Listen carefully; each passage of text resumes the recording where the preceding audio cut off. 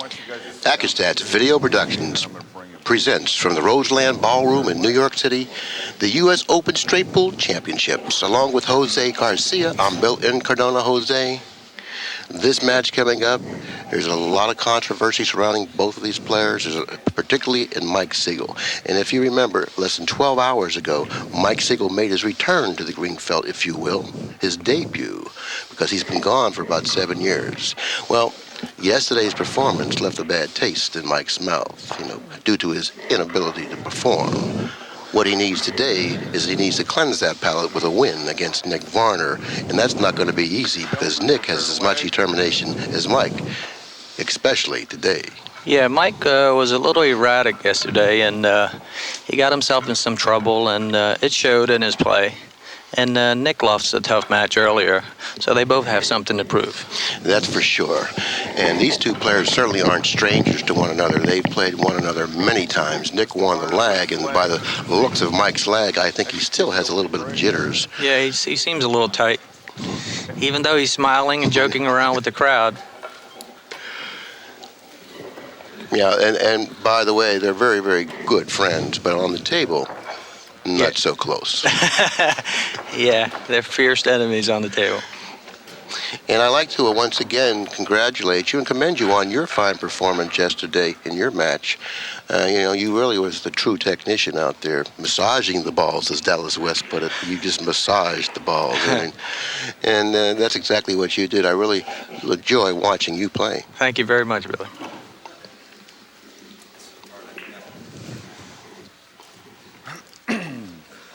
Safety. It's really important for Mike to reposition the cue ball down at the other end of the table as closely to that bottom cushion as possible. And that'll give us some sort of an indication of how comfortable he is from the offset. Yeah. He could have got a little closer to the rail. Well, first shot, you're usually a little nervous. That's for sure. Even for Mike Sigel, that's been here so many times before. There was as much buzz about the return of Mike Sigel as there was about the return of the U.S. Straight Pool Championships here in New York City. And, that says a lot for Mike Sigel because everyone was kind of curious how he was going to perform and respond to the challenge. Well, didn't work out quite well for him, but today's another day. Well, that long layoff affects everyone in different sports as well. Pool isn't any different. Doesn't matter how great you are. Now, the first shot is an important shot, particularly when you're playing straight pool, because you really want to get out of the gate quickly. Nick Varner was challenged with a long, testy shot on, I believe it was the one ball, hitting the center of the pocket and opening up some of the balls. So, therefore, he looks like he's starting to work his way into this rack.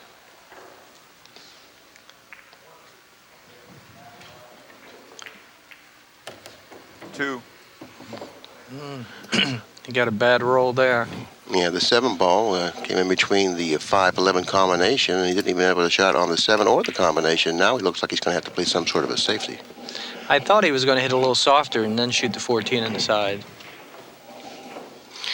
And that type of finesse stroke is something that you definitely have in your arsenal. You have that real soft touch, which I was really impressed with because you went into the balls very softly. A man that does that has the confidence that he knows what's going to happen after contacting the balls, and that's what happened yesterday. Balls just came and you got positioned just like you thought you would. Exactly. But, from the offset of the match, the first shot or two, it's difficult to shoot a shot softly. Right. With You're confidence. a little nervous, you're a little on edge, and you want to get going. He opted to bank the 8 cross corner, a shot that maybe was a little too much for him at this time. Evidently, he didn't pocket the ball. Sigel's at the table. Now, this is the kind of a shot that Sigel really needed to start out with to get into the rhythm that he enjoys playing in. He needed something just like this. Not a tough shot like Nick had, but something just like this to get him in the rhythm that he enjoys to play in. Right. I was very surprised Nick would even try that shot so early in the match. Because Mike, he hasn't been playing, but he's still a very dangerous player. And he's capable of running a lot of balls. He certainly is. And this first rack is a crucial rack for Mike because, as we mentioned, yesterday he really wasn't happy with his performance, and it may carry over until today. But if he happens to run out the first rack and play well, then I think his confidence level will really rise. Right. I think you're right. 2. He miscued on that shot. Yeah, he miscued, and I'm not quite sure if that wasn't a foul because the Q-tip, the ferrule of the cue, hit the object, the cue ball when it was in flight. So therefore, that could have been a foul, and I think that's what they're talking about now. No, they're not. But what do you have to say about that? I don't think the referee really seen that, and that's a touchy call. And sometimes when you're not sure, it's best not to say anything at all. 15 ball. I think if Nick thought it could have been a foul, he should have protested. 3. 4 ball. Well, Nick's really pretty much soft-spoken. Really doesn't say much about stuff like that. He lets the referee, referee the game, and he goes by his decision. So therefore, that's the type of a person Nick Right. is. Which that's the way it should be. Yeah, exactly. Unless it's flagrant Yes. foul that the referee did not see. And in that case, 10 ball. one of the players may have the referee in his pocket. But that doesn't happen anymore. That only happens in boxing, Right. I think. Yeah. 7. Now, the way the balls are laid out on the table, Jose, what do you think he's going to do? Well, I think he's going to work the 3 and the... he's going to shoot the 5, then work the 5 3, ball. 12, and 14. And then his 2 ball would be the key 8. ball. The 11 being the break ball. Well, he's choosing Yes, another I would route. think so.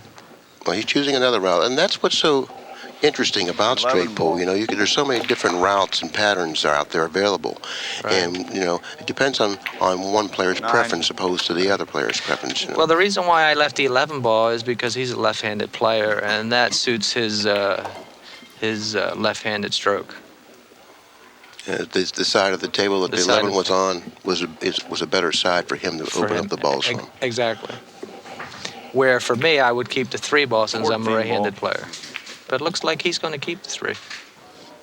Yeah, well, it looks like he's going to keep the 3 for sure now. 10. And he's trying to get straight on the 2 so he can use the 12 ball as the key ball leading to the break shot. Exactly.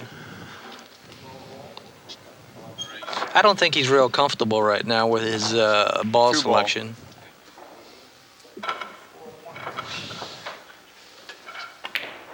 $11.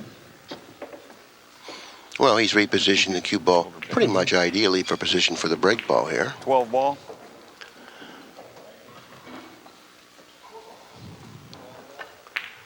And I'm certainly sure he's glad the Yes. first rack is over. Exactly. Yeah. First rack is over with now.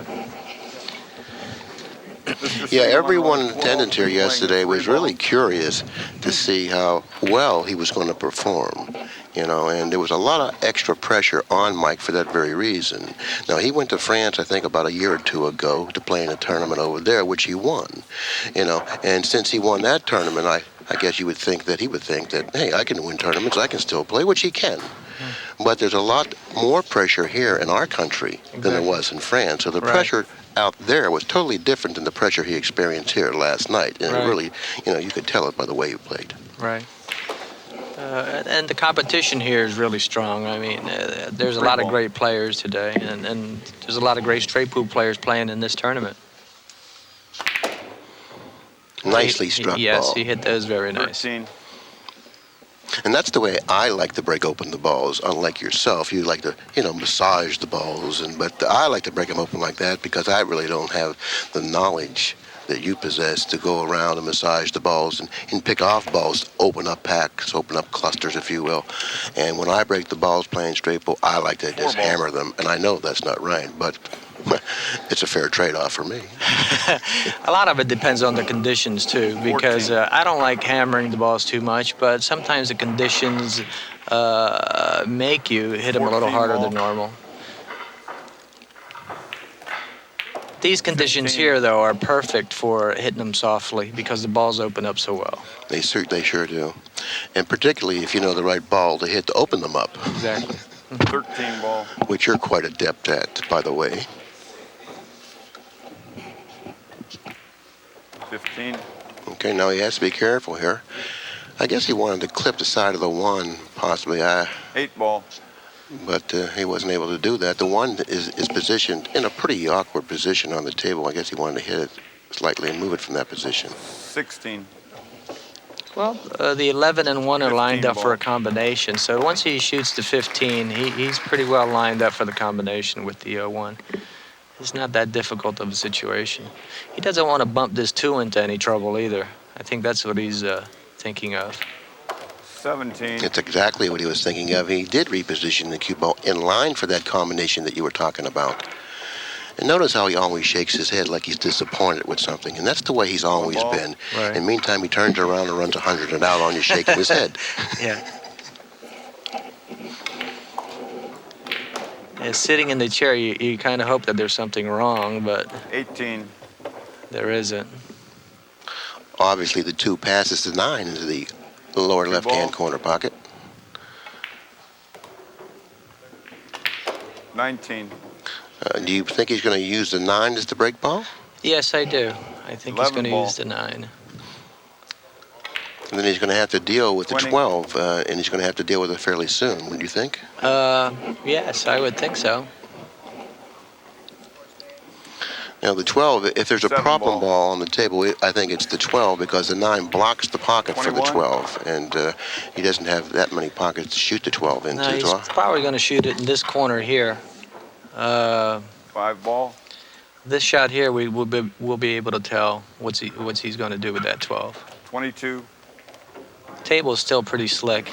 He didn't want to be there. And now he's found himself in an awkward position. Notice the presence of the 10s is going to hamper his bridge hand, and also it's going to diminish the accuracy of this particular shot somewhat. He's going to have to shoot the 6, the 10, and then the 12. He's going to have to get fairly straight on the 10 if that's what he's going to do. Yeah, I wouldn't be surprised to see him shoot the 9 here using the 12 as the break ball because, 9 ball. he's in a pretty Yes. tough situation here, particularly at this stage of the match. It's early. He's still a little bit nervous out there, so he doesn't want to take run a risk of missing a ball. Right, and that's exactly what he did. Exactly. So 6 ball. therefore, he alters his course. He revised his plan, if you will, and he's opted to use the 12 as the break ball. 24. Maybe even the side pocket, it looks like, from where he's ended up. 10 He's going ball. to shoot it in the side. No, I think he's going to draw back and go for the corner. 25. And that's exactly what he did. This is rack number 2, or it was rack number 2. Sigel now leads in the match 25. Is it 25? 26. 26. Sigel on a run of 26. He's on a run of 26. We'll be playing the 12 ball. 26 to 2, I believe it is. 26 for Mr. Sigel, 2 for Mr. Varner. Yes, he's on a run of 26, and he leads in the match 26 to 2. He got a little straight on this 12 ball here, and you usually have to punch this shot to get some good action on the rack. You don't want to draw the shot too much because you're going to wind up at the end of the table.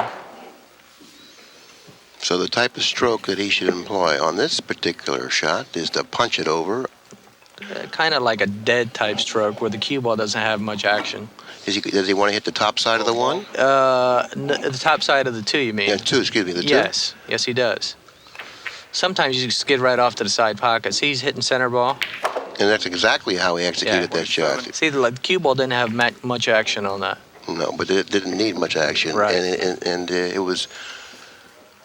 He used much better judgment there by not putting a low ball on it because, like you said, it was going to go down table with a low ball, and he would have found himself down table all alone. And that's not where you want to be. 4 ball.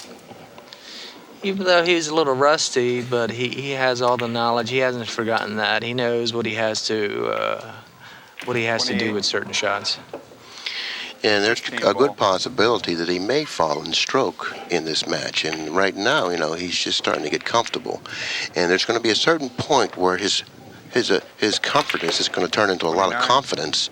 And with the combination of confidence and comfortability, then you have, a large run. Long runs. Long runs, exactly. And that's, what we all expect to see from Sigel, and that's what he wants to deliver. 14 Plus, he ball, knows corner playing Nick pocket. Varner that he can't give Nick too many opportunities at the table. Yes, that sense of urgency definitely 30. is there today, unlike last night when he was playing John Schmidt. Not to take anything away from John Schmidt, but he certainly isn't a household 11 name. ball. So therefore, the urgency to respond to the challenge wasn't nearly as much as it 31. is today, playing Nick Varner. Yes, I think you're right, though. So sometimes ball. little things like that can really affect your performance, unknowingly, I mean, you might not even realize it. Yeah, it does me. When I know I got a really tough match, I try to play the best that I possibly can. Not that I want to take anybody lightly either. Exactly. But sometimes playing these great players, you got to step it up. And that's what Sigel said last night. He said, I got a bad break. I drew good. Because if I would have drawn Varner first in the tournament, I would have been totally prepared to play, and I would have performed much better. Correct. So therefore, he's thinking, his way of thinking 33. is very similar to the way you think. Correct. Well, he's been moving around this rack. It looks like he's going to leave the 2-ball for a break, even though it's fairly high, but it's right about where his last break shot was. Unless he manufactures something else. I don't think there's too much there to manufacture right now. Well, he can manufacture to 13 here. Oh, now he can. Yeah. You never can tell playing straight pool, 8 ball. But let's see what he does. Well, you're right 35. once again, and I learned very quickly not to disagree or argue with your points. 13 ball. 36. Shoot the 5. Really didn't want to be on the rail. He's limited on what he can do. Now he's going to have Now he's jacked up. 37. But he executed that perfectly. He certainly did. When you elevate, you certainly diminish the accuracy of the shot. He hit it very cleanly. 3 ball. Yes, he did. Fundamentals are... He has great fundamentals. And that's what you really need to have to play with consistency. You got to have good fundamentals. And if once you develop good fundamentals, then I think you'll get the most out of your game. I think here he's in a little bit of trouble. I don't know how thin he is on the 9 here. If he's thin enough to go into the 2, he probably won't shoot that shot. All right, that's what he's choosing. Looks like he's choosing to shoot the 6. Now notice the position where he addressed the 9 ball from that side of the table. If he's going to shoot the 6, he's going to have to hit the 6 thick enough to get back to that side of the table. And if this ball is missed, it figures to be missed on the thick side. 9 ball. Right. But he's opting to shoot the 9. It looks like he feels that he can cut the 9 thinly enough and avoid contacting the 2. Let's see if he can do it. He's really uncomfortable with the shot. Now he's opting to shoot the other shot. He wants to guarantee himself a break shot if he does make the shot.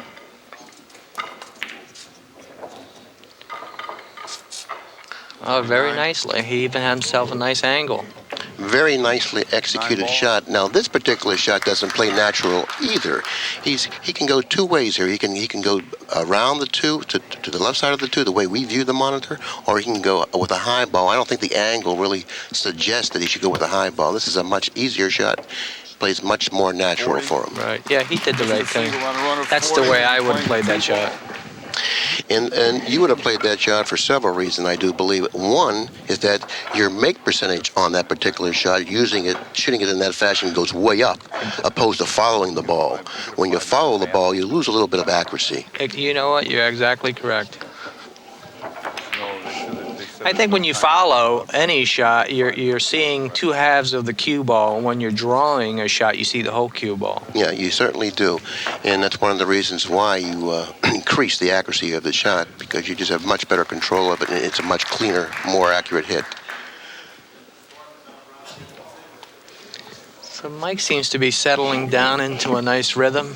He certainly is. His game is certainly, he's picked it up quite a bit since last night. He said that he was. I had my doubts. Obviously, he didn't. 2 ball.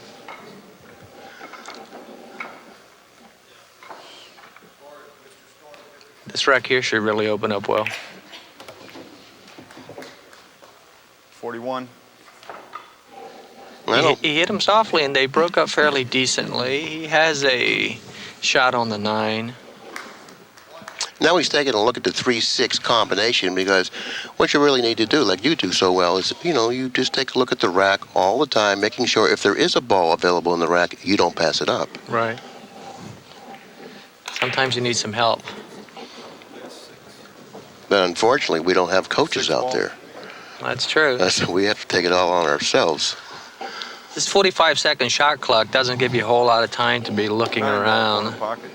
So you want to make your decisions as quickly as possible without making any rash decisions. And when you are going into a tournament that employs the 45-second shot clock, is it a good idea to practice with a 45-second shot clock in preparation for the event? No, I don't think so. I think you should play within your rhythm, and as long as you have decent rhythm to begin with, the 45-second shot clock shouldn't affect you at all. Yeah, I thought that a 45 seconds is ample time to shoot shots in straight pool. As a matter of fact, I don't even think about it. In my match, I didn't think about it at all. I just wanted to clear up that point, that's all, because, I don't know too much about 45-second shot clocks. Mike here has a little problem with that little cluster of balls there, and I think the proper way to go into them would be with the 3-ball. That way he would have the 5-ball there as insurance. Exactly.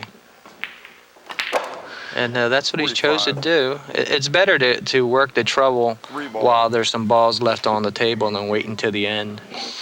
And get to the trouble right away. That gives you a little more assurance that you're going to end up with a shot after breaking up the clump or the cluster, if you will. Probably going to go into the 4, then go into the 8. Well, he didn't draw it like I thought he would. But the 8 and the 10 are still together.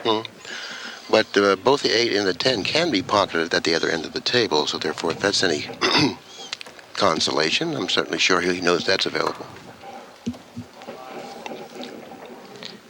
At this point, the only 2 break shots he has are the 7 and the 12. 4-ball. And I don't think he's made up his mind yet exactly which ones he's going to leave. 47. Well, now he has a choice of 3 of them. So therefore, that little contact was to his advantage. Now he has to be concerned about the position of the 8 and the 10 and try to figure out some sort of a plan how he's going to deal with it. I think I would try to hit him right now with a little spin. I think he's thinking in the terms of the way you're thinking. Because you have the 11 as your out. 11-ball. Now, this is a pretty touchy shot here, Jose. I do believe, from my vantage point, it looks like it's a pretty touchy shot. It doesn't really lay with the speed that you want to finesse it. And yet, if you want to go around the table, the 12 ball might be in the way.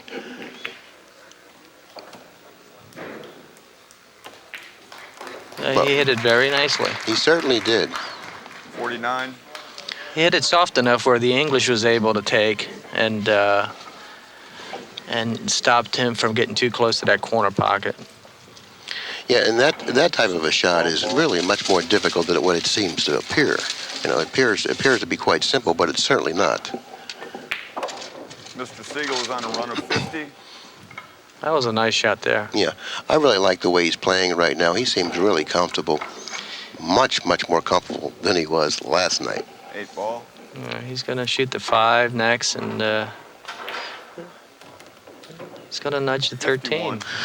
Well, that's testament to his ability and his confidence to control the cue ball, because that was a pretty tough shot to choose at that time. I thought he was going to shoot the 13 in the side. He chose to nudge it. 52. There he goes with that head shake again. Well, he didn't want to be over ball. Limits what he can do with the cue ball. He's going to have to come up around the side pocket and center of the table and have the right angle on the 13. 53. I think he was a little weak there. Yeah, he didn't really reach his mark on that particular shot, but it's something that he probably can deal with, but it's not going to be easy. Now, let's see if he opts to shoot the 7 here. Now, the 13 ball is it looks like, from my vantage point, it's a pretty difficult shot. It is a difficult shot, but it's the shot that you have to shoot. He's probably going to go back and forth. Table's too slick to try to hold it.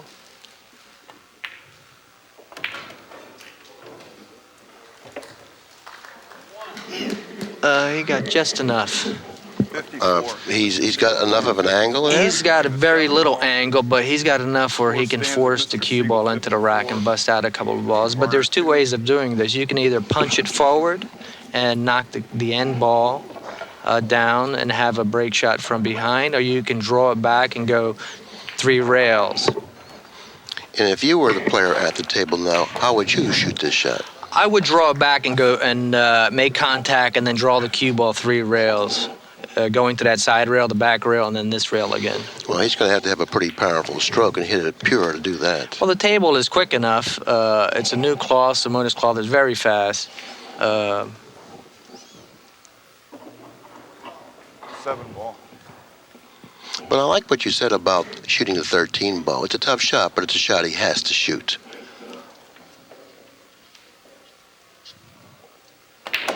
See?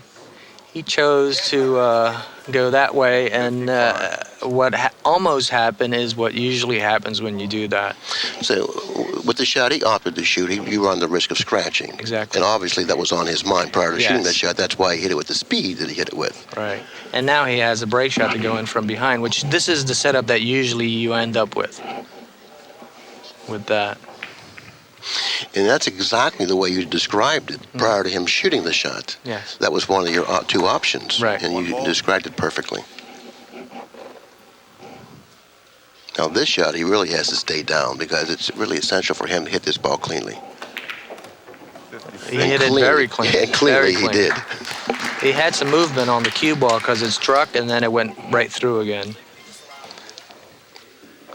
That shot there was a sign for me that he's playing with a lot of confidence right now. Yeah, I was going to say, if you had to grade him at this juncture, what grade would you give him up to this point? Oh, I would give him an A grade right now because he's beginning to play with confidence now. 57. And he's more in tune to this match than what he was in yesterday's match. He was easily distracted with the crowd yesterday. And he's really in the match. And definitely very observant on your part. He was definitely out of the match yesterday in terms of, concentration. He really didn't have the concentration yesterday that he needed to have to win that match against a lesser-known player, Right. In John Schmidt, which obviously everyone in the building thought that it was a gimme match, but it didn't turn out that way. I did too. But there's so many young, great players out there today that you really can't take anybody for granted. 59. Another nicely executed shot, thinking well ahead, hitting it with the speed to stay out of trouble. 14 ball.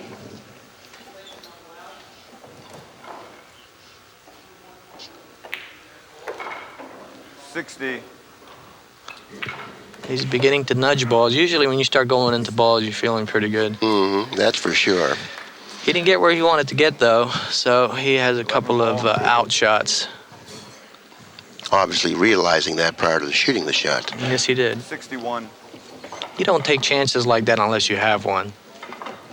At least knowledgeable players don't. 4 ball.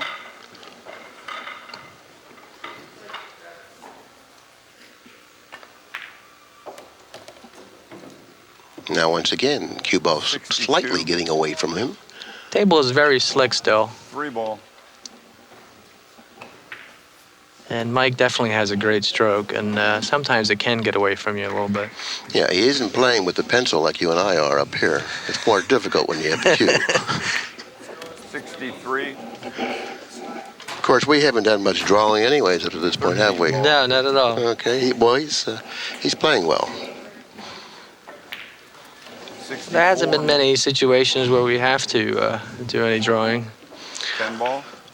Okay, well, let's prove that we do have a telestrator, and you can draw something on it now. What's the pattern you would shoot from here? Well, here I would shoot the 6 ball and just come straight up, and shoot the 5 ball, and then come across and play the 8 in the side. And that seems fairly simple. It's almost like connecting the dots. That's not why I asked you to do that. Because it was a connected dot run out.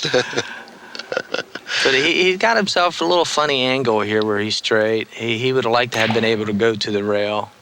Now he's going to have to use the bridge and draw back. And there's different factors that come in when you have to use the bridge and draw back. You can miscue very easily. 67. And he executed that very nicely. He's got a little angle. He's going to have to be very delicate with this shot. Yeah, he's a little off angle on this particular shot, so therefore he may have to choose another route, and I don't know how many routes are available for him to choose. He can shoot the ball high, go to the bottom rail with inside English, and go 2 rails, and that's exactly what he's going to do. And executing that particular shot Very nicely. to near perfection. Mr. Sigel on a run of 68. And if you notice, if we go back, you people at home can go back on the tape and take a look at Mike executing that shot with the bridge. He shot it with his right hand, not his left hand. I noticed that yesterday, that he used the bridge with his right hand.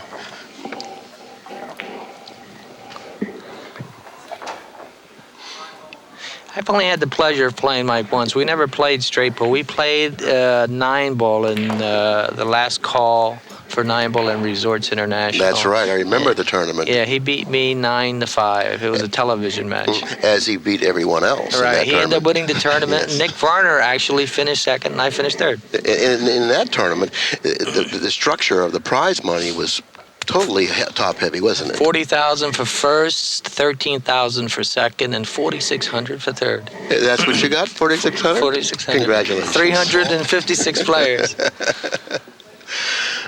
What an accomplishment that is. 356 players. Another nicely struck break ball. 69. Yes. He's on a run of 69. And it seems like the only shot he has is a 12-ball or the 10 in the corner, not unless he can squeeze by and make the 14 inside, which he can. But he doesn't have much room. No. And he, once again, I'd like to mention he's on a run of 70 now, or 69, easily exceeding the number of balls that was his high run yesterday. I think it was like 36 or 37. Yes. And he probably came to the table 10, 15 times. Mike Sigel, when's the last time Mike Sigel made 15 appearances in a straight pool match to 150 at the table? I mean, that's 15, and it's a lot of innings for him, That's a lot of innings, yeah. on Simona's surface. 5-ball. Yeah, because table is playing beautifully. 71. He's going to shoot the combination here. You know, I'm really glad to see Mike playing as well as he's playing right now. Not because I dislike Nick. Matter of fact, I happen to like Nick an awfully lot. Right. But it says a lot about the man, you know, his confidence and his character to be able to come back today and respond to the challenge like he has. Yes, I totally agree with you. Like you said, Nick is a great person. I've known him. We've played numerous times. And, you know, I'm kind of happy for Mike that he's playing a lot better today. He deserves to be playing well. 10-ball.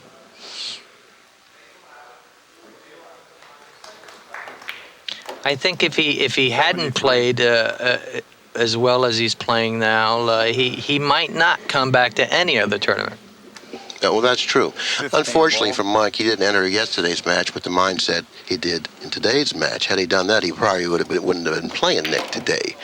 And unfortunately for Mike, that there are so many great 74. players in this tournament. They're playing 150 points on this smaller surface. You know, he can play an errorless match and lose. Still lose, exactly. There was 600 or 700 ball runs yesterday. So therefore, he has a long road ahead of him. But you have to start somewhere. And I think Pat Fleming has caught just about every 100-ball run that we've had. Yes, just about. I think it was Ralph Souquet who yesterday on this very table, not the feature table, but the adjacent table, he was playing Earl Strickland. And the match was a pretty close match, around 30 apiece. And all of a sudden, Ralph Souquet exploded and ran like 130 and out, or 120 and out. I watched the whole match. As a matter of fact, it was Rempe, Jimmy, Lascati, and myself. And how do you assess Souquet's performance and his abilities? Ability to play the game? He's always in control of himself. He plays flawless. When he does wind up with a difficult shot, he just makes it. He doesn't ponder over it too much. He just goes down to 11 business, and he gets the job done. I think he's a great player.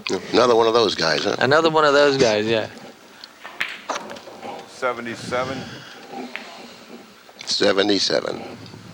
13 ball. I think he wants to leave the 3 ball here for his break.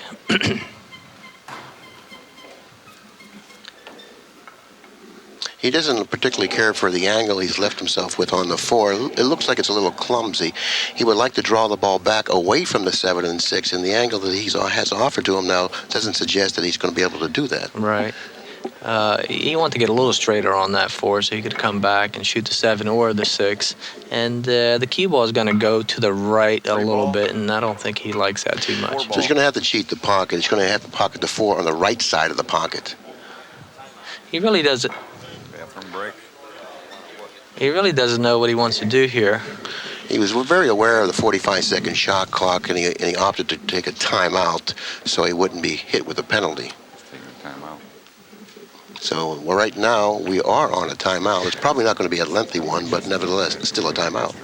I think I would shoot the 7 and just nudge the 6 a little bit if I can. I mean, I can't really tell if he's going to nudge the 6 and then shoot the 6 in the corner and then try to shoot the 4. It looks like he's laying rather thick on the 7 to nudge the 6 comfortably. So he might get a double kiss, and who knows what will happen after a double kiss. I missed that ball coming up. I missed. Why can't he shoot the 4 and go upstream for the 9? He could do that. The only thing is that he's going to have to get fairly straight on the 9. And I don't think the angle will take him there. It'll take him away from that. Well, he's certainly using all his options up in terms of he's going to the point where he needs to be or where he figures he'll end up, and taking a look at it from that vantage point. And he looks like he's opting to go for the 4 in the corner, shooting the 9 in the lower left-hand pocket. And now, once again, he's slightly off angle. This isn't the type of an angle he wanted to end up with, but he was forced to end up with this angle because of the position he was in on the 4. Now this, he's going to have to hit this very delicate. And then even if he does hit it delicate, he's still going to have a tough shot to get position on the 6. And he's going to want to hit the 9 ball thick. And when you do that, sometimes you miss the ball. That's true. He wants to slow the cue ball down. Looks like he decided to leave the 6 for a break. He changed everything completely. And I can't fault his way of thinking there because, you know, he's at the table. He's the guy that can feel the angle. Right. And for more obvious reasons, I can't fault his way of thinking because of his credentials. Yeah, that's true. Yeah, I'm not going to really be successful arguing with Sigel. 7 ball. He got perfectly straight on this, which is exactly where he wanted to get. 82. Exactly, and look at the angle he's ended up with on the break ball, the 6 ball. Pretty much ideal. Now he can draw the ball back and strike the rack either on the 2nd or the last ball in the corner. So in the meantime, Mike Siegel's on a run of 82 balls. And by the way, this is from the offset. Now, he has the ability to run 150 and out. That would really be something, wouldn't it, if he ran 150 and out? Especially considering how he performed yesterday. I mean, who would have thought that he would have came back today and won, let alone run 150 and out? But, of course, we're putting the cart before the horse here. That's true. But he's capable of it, and he's playing very well. And every adjustment that he's been making, it's all been working out.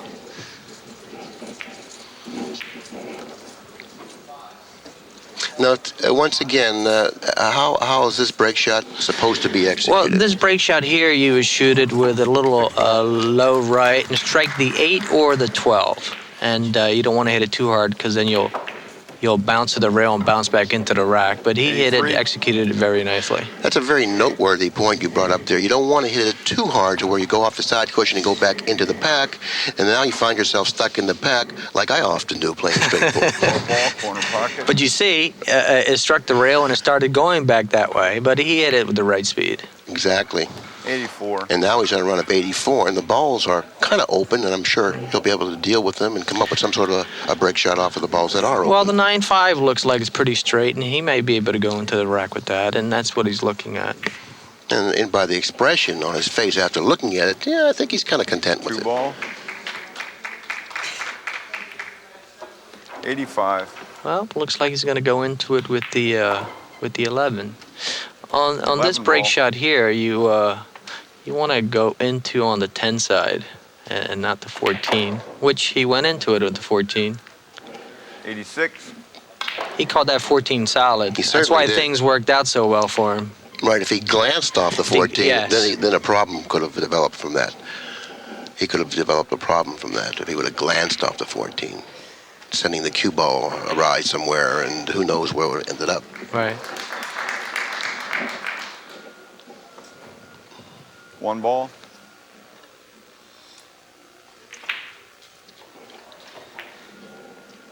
Oh my, he must have taken his eye off the ball. Who expected him to miss the 1 ball? And the 1 ball was a ball that he missed yesterday that he was really surprised he missed. You know, I was going to make a comment, too, how well he bridges over balls before he shot that shot. And maybe he was thinking about the touching another ball at the foul. Just any little distraction can throw you off. Well, he certainly has responded to the challenge quite well. Now, Nick Varner makes an appearance at the table with his first legitimate opportunity to show us if he's prepared to play in this match. Well, you know, Nick's a veteran, and he's been in tight situations before, and he's come back from a lot of adverse situations. I'm sure he'll step up to the challenge. Make a game out of this anyway. 1. And Nick's been in action, constant action, and he's in stroke.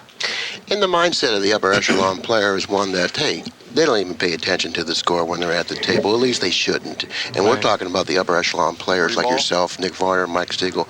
When you go to the table, you play the table with the balls. You don't really play the score because it's not like 9 ball, you know. I mean, you just don't play the score. Particularly when you're faced with a large deficit, because you can allow the score to judge or impair your judgment at all. 4 ball.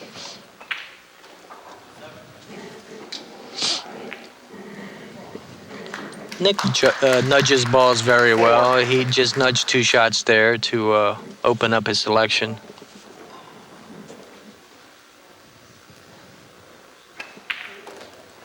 It looks like he has 2 balls that can be potential break balls, the 5 and the 9.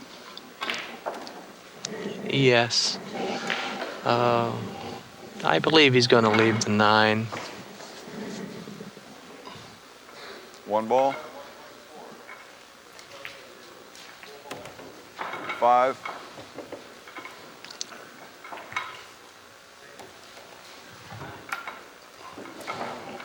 10 ball.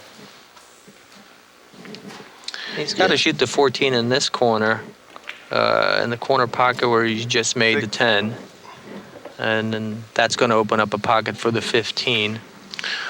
Why did he opt to end up with such a steep angle on the 5? At least from my vantage point, it looks like it's fairly steep. Obviously not. 7. I thought that he wanted looking at it from up here, sometimes it's a little deceiving. This shot here, I would shoot the 14 and then shoot the 15 in the side and just follow up a little bit for the 7 in the side. Ball. Looks like he's going to go forward and shoot the 15 in the lower left-hand corner. Right. Oh, he had more angle than what I thought. Yeah, I thought he was a little straighter. It played natural.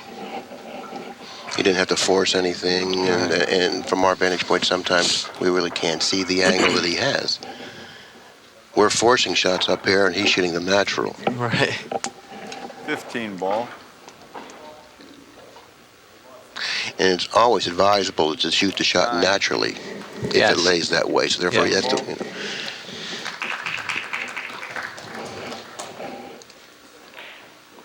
Now he's taking his time, making sure he ends up in the position that he needs to be in.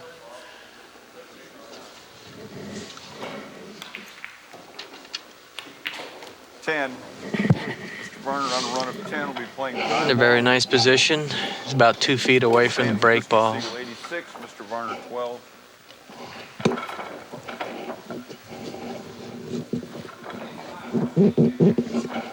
He's going to have to hit this shot with either a center ball or a little high to keep the cue ball on this side of the table. And explain to me exactly what type of a stroke he should use. Is this a similar shot to the shot the Sigel shot a couple racks ago? When you said he had to punch it off the rack? No. This one here, I think you would have to stroke it a little bit more because you're going to hit the rack and go into the side rail. 9 ball. I think Siegel's shot was a little further away. He chose to hit it softly. Mm-hmm.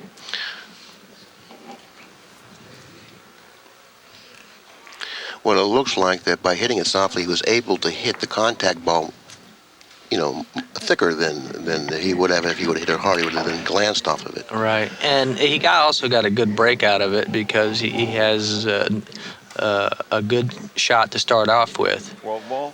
And that's really important.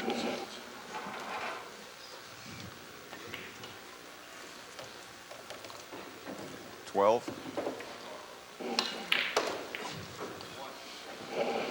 think he's going to go into him with the 13.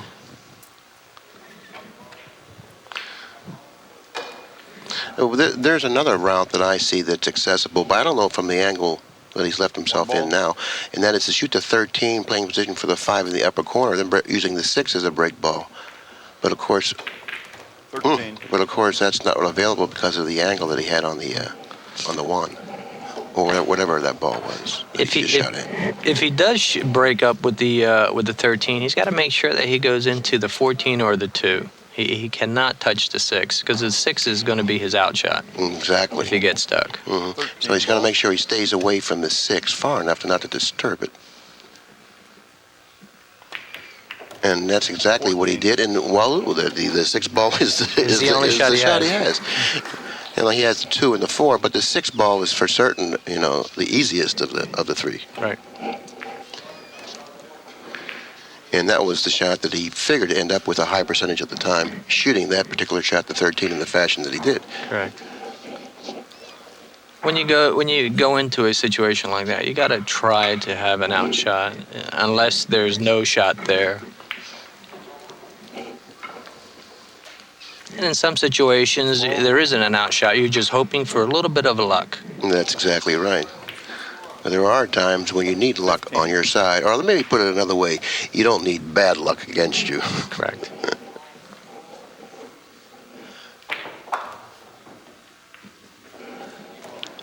He has to get to the other side of that little cluster there, the 5, 14, and 11. But he can make the 11 in the lower right-hand corner, which will open up the 5 in the lower left-hand corner. Exactly. If he stays on the lower side of the 11 and not disturb the 5, but of course if he's on the upside of the 11, then he breaks loose the 5 from the 14. So therefore, either angle will suffice shooting the 11. 16. But that position, is a little suspect because now he's going to have to shoot the 15. 15 ball, yeah. And I think he wanted to leave the 15 for his key ball before the break. Mm-hmm.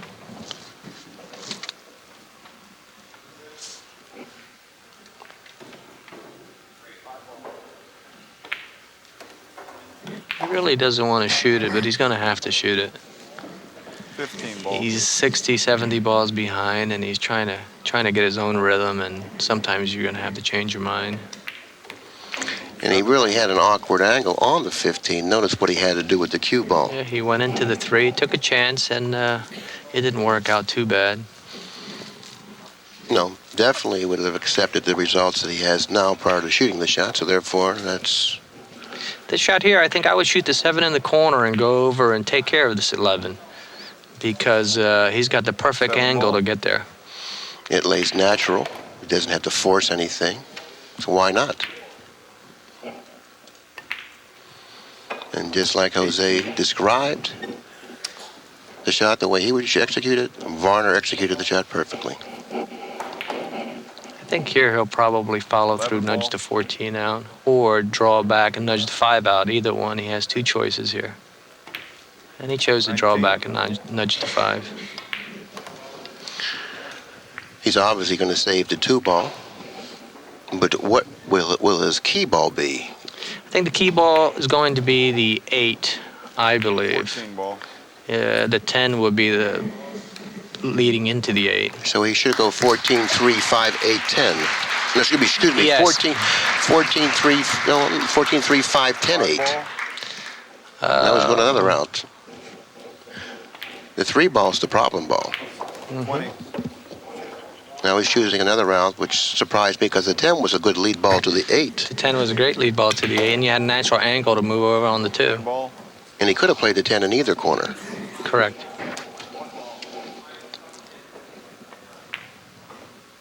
21. Not everybody plays it differently, and it's a lot easier from up here. Well, you know, I totally agree with your assessment there of using the 8 as the key ball because you don't need that much movement with the cue ball from the 8 to the 2. You know, if he uses the 14 as the key ball and goes around the 2, then speed of that shot becomes very crucial. Right, and he's trying to get his rhythm, and he wants to make things as simple as possible. And the 3 is still there. We really don't know what he's going to do. Oh, he's in a bad situation here because he has to shoot over the 2. So he's got to worry about a foul, and he really can't put much on the cue ball. Exactly. He's going to have difficulty controlling the cue ball and repositioning it in the area that he wants to end up in. So therefore, he may opt to shoot the 14, and that 3 ball is not exactly an ideal ball to get position for the break ball. Right. You know, I thought that his pattern selection in this particular rack really wasn't one that I would have chosen. I would have tried to use the 8 as my key ball leading to the break ball.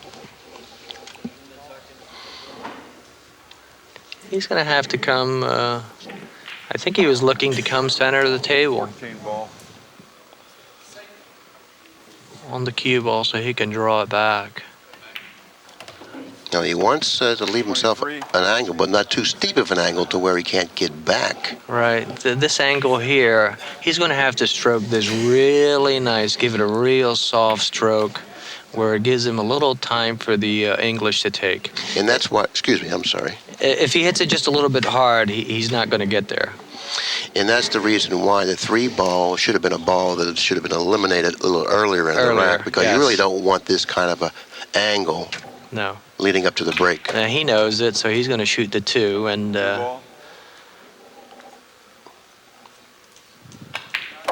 choose a 24. side rail break shot. Now, this type of a break shot is effective if he hits it accurately and well. Well, this type of break shot is a break shot where you would use high English. That way, when you strike the rack, the English, the follow-through, will still be on the cue ball, and the cue ball will stay on this side of the table. If you hit it center or with a little draw, you're going to wind up at the end of the table. Very noteworthy point. Like, I end up at the other end of the table all the time. Why weren't you here before, you know, informing me of that before? You would have saved me a lot of matches. Yeah, this shot here is just high English, no left, no right. When you strike the cue ball, it kind of ties the cue ball. When you strike the rack, the cue ball is like tied up, and it doesn't travel much. I'm sure that's the way Nick's going to hit this shot.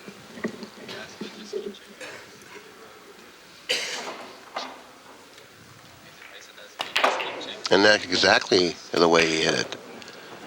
Well, he caught the bottom ball really nicely, and he didn't have any spin on the cue ball, so he did hit it. He hit center ball.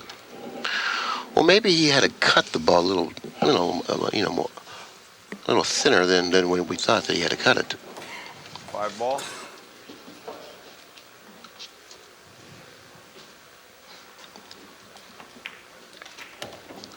.26. 15 ball. The only Varner. trouble ball there is the 9 and the 12. 27.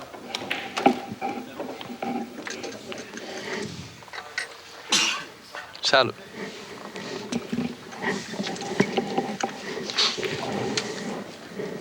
He's straight on the 1, which limits what he can do. He's probably going to draw the cue ball back and shoot the 14 or the 6 in the side. But he still has to figure out what's he going to do with this 9 and 12. 1 ball. No, he's going to follow through here. 28.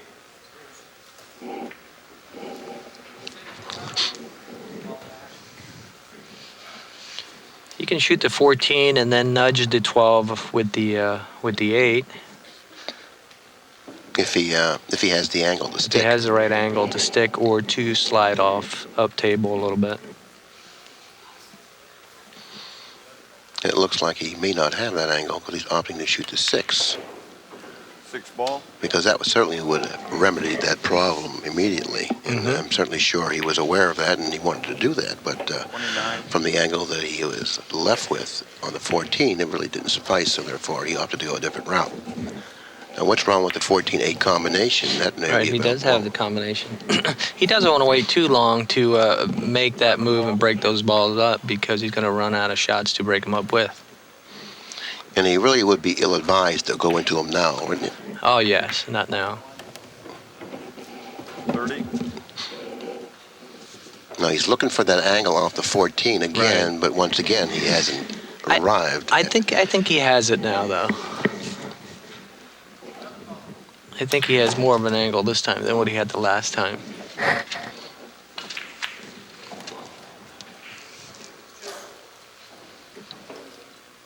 But it's a tough shot to shoot if it's marginal because, you know, you're putting all your eggs in one basket here, just about. If you don't end up with a shot on the 8 here, you're going to have a problem.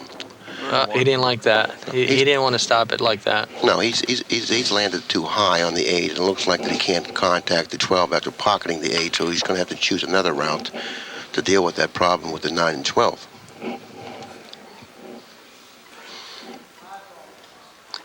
And like Jose said, it's you know, it's imperative that you take care of that problem as soon as you can because you're running out of balls, and when you run out of balls, you run out of, you know, opportunities to take care of it.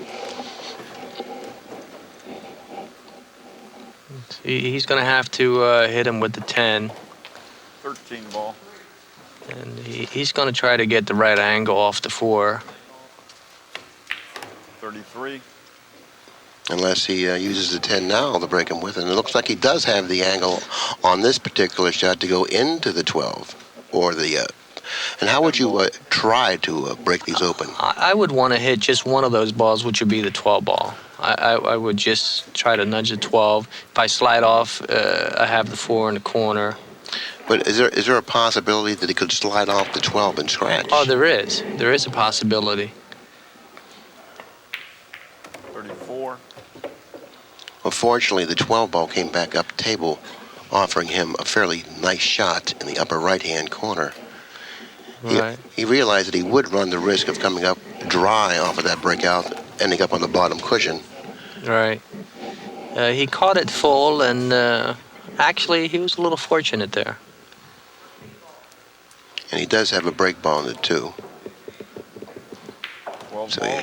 So he managed to save that. He's playing position for the 7, and he's fallen a little short of the mark here. Now he's going to have to go straight cross table for the 4, it looks like. That shot lays natural off the 7. Yeah, Nick has been going back and forth across the table, and he's not real comfortable with the way this rack has been playing. 36.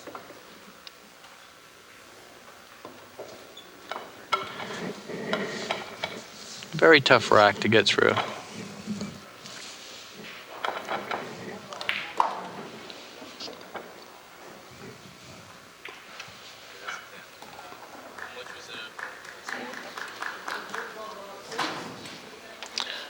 Well, that's one of the beauties in the straight pool is that, you know, you have to do your own thinking out there, and each rack presents another type of a problem. 37. And, you know, it really enables you to develop more confidence as you play straight pool because, you know, it's really a thinking game. And when you find yourself thinking well, thinking clearly, your confidence level really rises. And every rack, like I said before, presents somewhat of a different problem. 9 ball. Right. Sometimes things work out really nicely for you, but other times you have a rack where everything is difficult. 38. And I'm sure he's glad that this rack is over with. Yeah, I'm certainly sure he is also. And that was a beautifully executed shot. Notice the nice angle that he has on this break shot. And he's starting to get back into the game. I believe he's on a run of 38. 38 balls is correct, and he trails in the match 40-86. After watching Strickland, after watching Sigel run 86 balls, he now responded. He responded well to the challenge, and is on a run of 38. This is an ideal break shot because you got a real sharp angle into the rack, and you could hit it with a good follow through or a center ball, and your rack is going to splatter all over the place. Well, can you describe the difference in action hitting it with a center ball opposed to a high ball? Well, center ball, you strike the rack, and sometimes it comes down a little bit, or see, like he just did there, or it goes back up a little bit. But the cue ball does not take off too much, and that's what you want. You don't want the cue ball running around too much.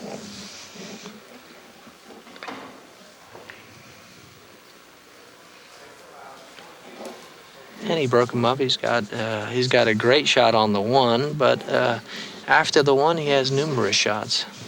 Do you go into him again here? One ball? Looks like he is going to go into him again. He's going to go into the 6, probably. And No, they broke nicely. Yes, they did. Yeah, he has a half a dozen shots he can choose from. Pick him off before he starts choosing exactly which break ball he wants to leave. 41. Because he has the 3 and he has the 4.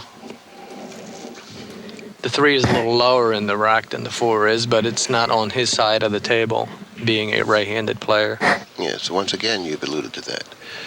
It's better for a right-handed player to break the balls with the ball on the right-hand side of the rack, the way we view the table. 5 ball. For a left-handed player, it's opposite. In most cases.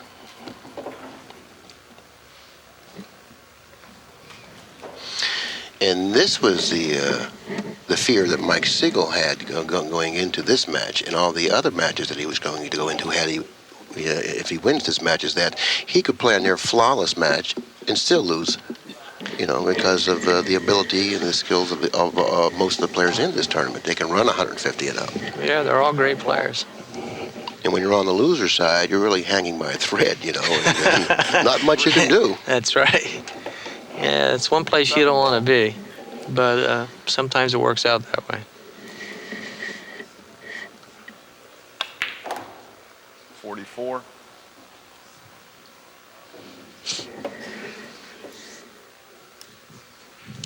This rack's been going a lot better than the last rack for Nick Varner.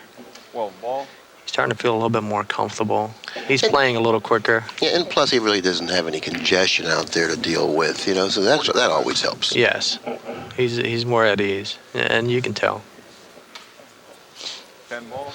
This is the kind of a rack that you have to keep, that concentration that you had prior to going into the track, because just because the rack seems like it's going to play simple, you cannot, have a mental lapse there and lose that concentration that you need. Well, that's usually when you have a mental lapse, when things are fairly easy.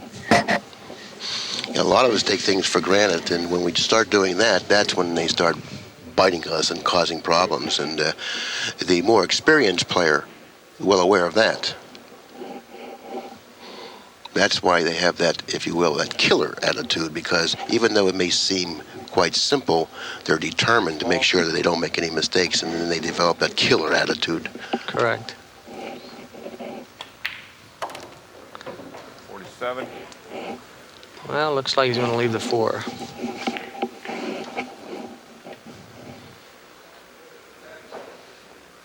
Three ball.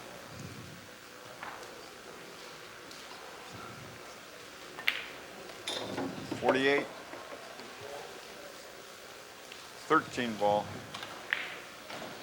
I thought he would leave the 13 for next to last. And then shoot the 14? And then shoot the 14. You didn't have anything you didn't have to do much with the cue ball to get perfect position for your break shot. Yeah, I also agree with that assessment. I don't think that the 15 nor the 8 ball would be a nice key ball to drop nicely for the 14. I thought the 10 laid much better for that. Yes, it was. And sometimes the position of the 14 where it is now may cause a problem for you if you don't have a good key ball leading to it. Right. Which he's going to have to get perfect here. Because balls that are, positioned in the center of the table sometimes offer a problem to you later on for position to go to the key ball, unless you have a good lead ball to it, which evidently he doesn't at this time. So therefore, he's a little undecided on what he needs to do or wants to do. Let's see how well he hits it. I don't know if he's hit it with the good speed that he needed to hit it with. It looks like he's bypassed his mark somewhat. Right. See, where if he left the 13, all you have to do is just stop the cue ball. Okay? He doesn't like it. No, and I think that's mainly due to his. Now, I hate to say this. I'm not going to say it. I think he should have chosen maybe another lead ball to the 14 if he was going to save the 14 for his key ball. Right. Yeah, I totally agree.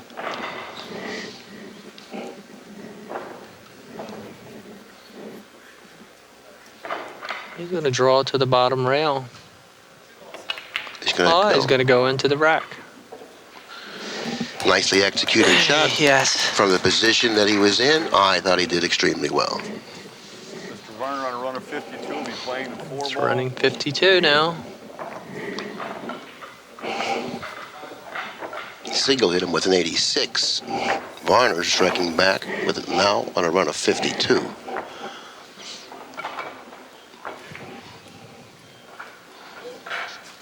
This shot here, because of the distance, you just really want to concentrate on making the shot. You really don't want to get too fancy with the cue ball.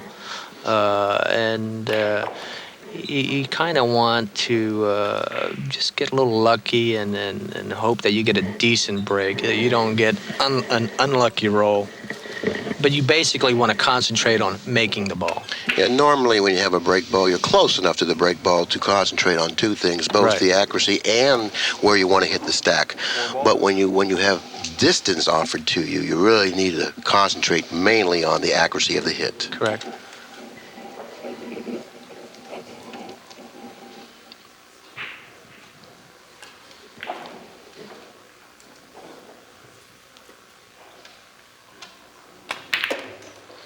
And that's exactly what he did. Notice hitting the center of the pocket. He hit it very nicely. Very nicely.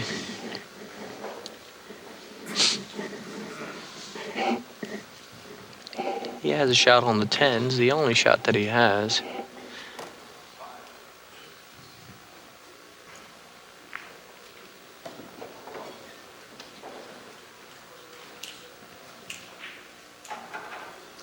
Ball. I think I would shoot the 10 and then maybe the 7 in the side afterwards. And then you could drop down table for whatever ball you choose to shoot after that. Looks like he's going to go into him here, Jose. Yes, he drew it into the nudge to 7.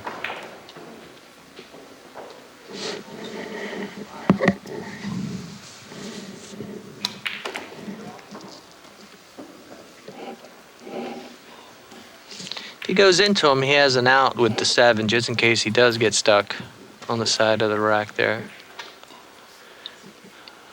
There isn't that many balls there that he has to push out of the way. There's 6 balls there. So regardless of which side of the 14 he hits, if he hits the 14, he's going to have a shot. No, he opted not to go into him. I think I deal with the 1 or the 11 here while I have an opportunity. The 1 will open up the pocket for the 11. And the 11 then will open up the pocket for the 1 from more positions on the table.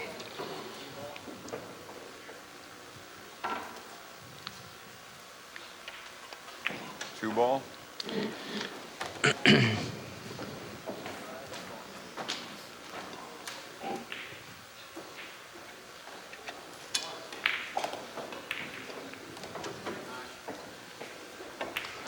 Looks like he's going to shoot the 1 and then play position to go into the balls off of the 9. And saving maybe possibly the 11 ball as an insurance ball. Yeah, insurance. think he's going to shoot the 11 and go into him with the 9.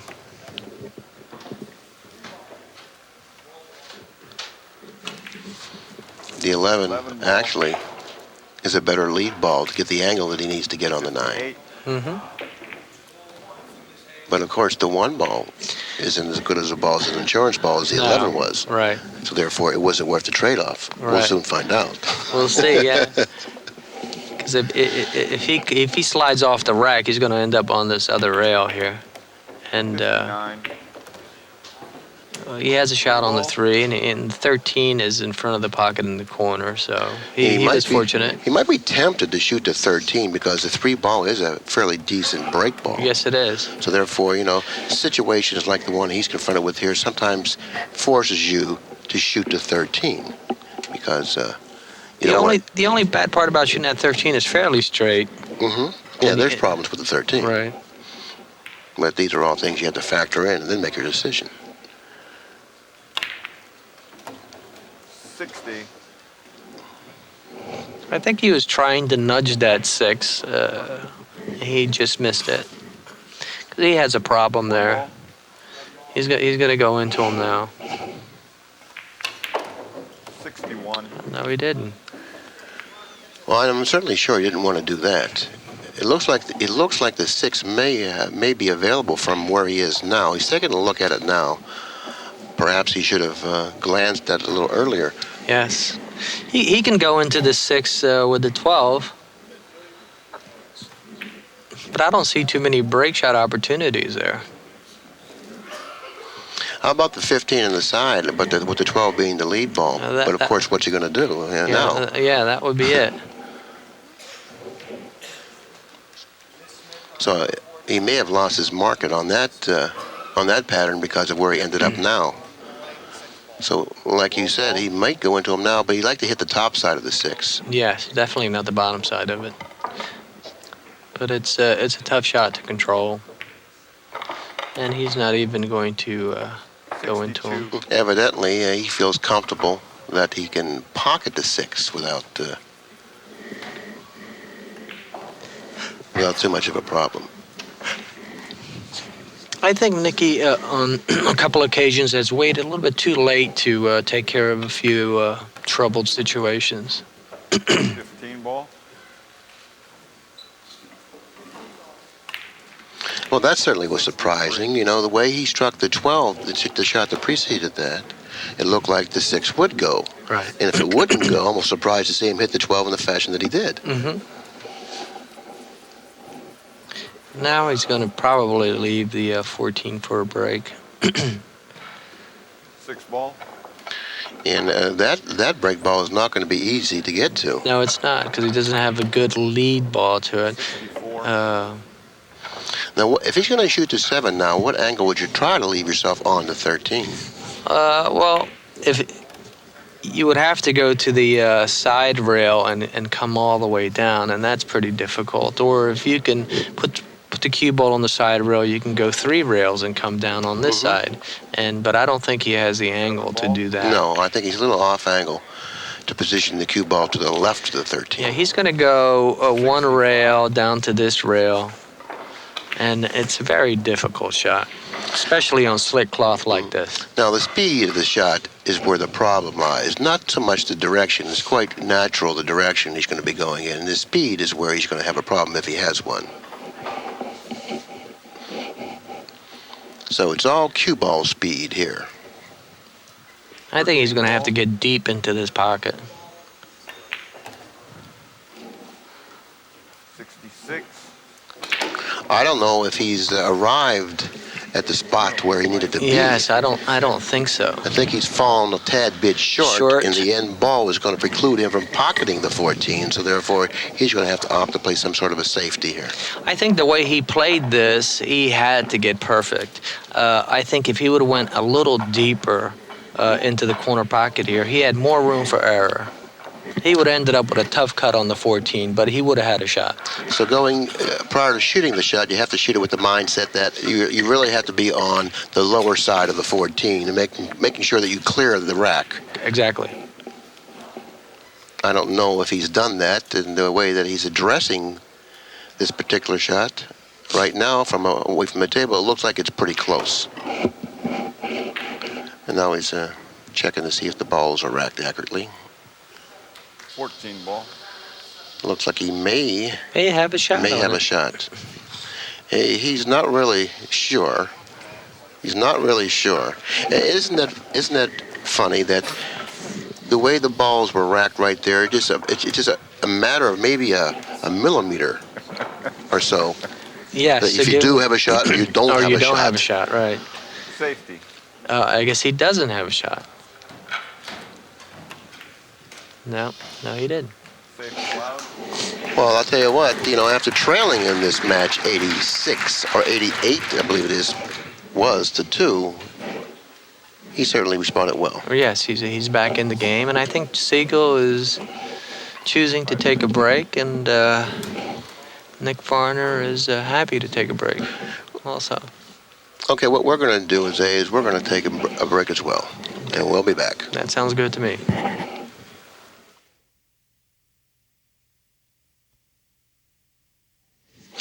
Yeah, I was talking to Jose during the break, and we mentioned that, this is the type of a match we expected to see between Varner and Sigel. Sharply contested match with both players playing well, actually, and that's exactly what we're getting. We're really pleased to be getting this type of a match, Jose. Yes, we are. We're seeing some nice runs and some Safety. good safety play. Safety allowed. Sigel made a nice save here. Varner has 2 choices, either nip the 1 and come back to where he's at, or he can go up table. Safety. Well, I'd like to mention, in case there's anyone out there that wasn't here at the beginning of the match, we have José Garcia as our special guest for this feature match. Most definitely one of the premier straight pool players in the world today. Played a fantastic match in round number 1. And we're certainly enjoying having his presence here at the Accu-Stats booth. Thank you, Billy. I like the shot that Nick just made because it puts a lot of pressure on Mike. I mean, he's got a long shot, and those long shots aren't easy. Do you have to play this shot, or is there another option? Yeah, you can play safe. I think I would play the shot and play it safe afterwards. But if you were playing a lesser player, you may opt to play it safe now. Someone that you figure to outmaneuver. Yes, yes, you can do that. So therefore, you wouldn't have to run the risk of something strange happening here. Yes.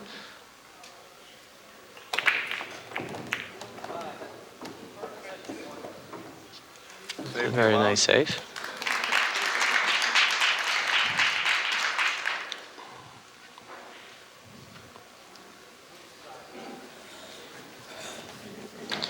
Nick is looking at the rack, making sure that if he does go into the rack, that the balls are going to move exactly the way he thinks they're going to move. Safety.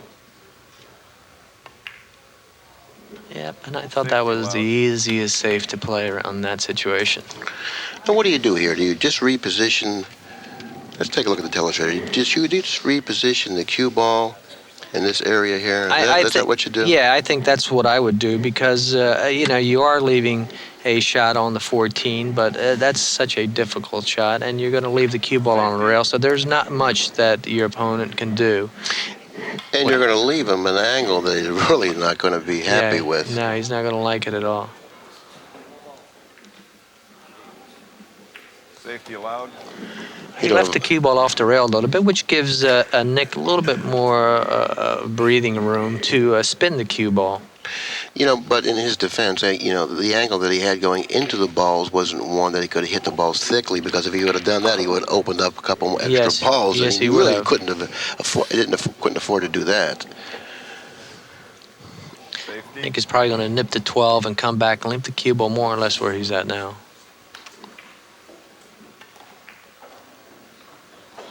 Safety allowed. See, now Mike has a much better shot on the 14 than the shot Nick had on it, and he's not even looking at it. Now he's taking a look at it. That's a very difficult shot. It's a shot that you really have to be playing with a lot of confidence to shoot. But if he's able to execute this shot well, He's I home think, free I from think there. he can get to the bottom cushion, Yes. where Nick couldn't get to the bottom cushion from the angle that he was left. Right. Now this is really a tester here. Yes. You know, if Nick would have put the cue ball on the rail, I don't think Mike would be shooting this shot.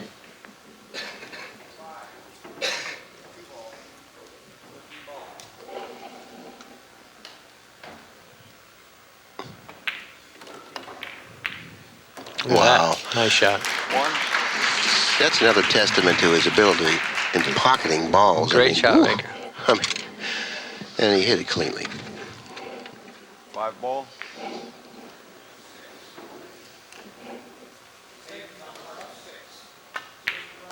Two. Yeah, when you need the shot, and he needed that shot, he came out with it. 9 ball. And years ago, not that it was that long ago, but anyways, when he was playing regularly, playing straight pull, that's why he really held the edge over most of the other straight pull players, because he did have that uncanny ability to come with shots like that with consistency. Yes, and every once in a while playing straight pull, no matter how perfect position you play and how well your patterns are, you still have to come with a shot once in a while. And it's awfully nice to have that type of a shot in your arsenal. I mean, because it gets you out of a lot of troubles and enables you to sustain runs. 11 ball. And that's what Mike has done so well throughout the years. Come with that tough shot. 6. No, that's what he's such a great all-around player, and 8 ball. yeah, it's not surprising to me that he's playing this way. 7.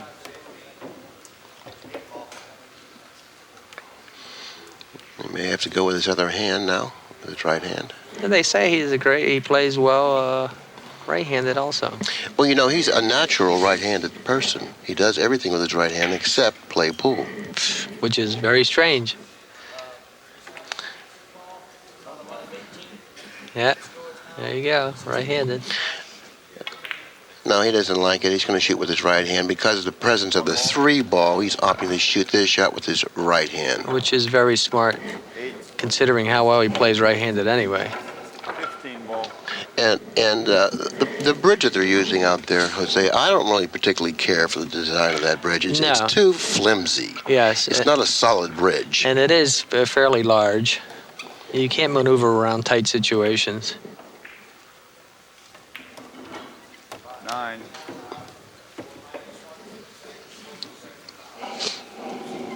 If the 2 passes the 10 into the corner pocket, then he'll use the 10 as the break ball. 10. Is he going to play position for the 2 now?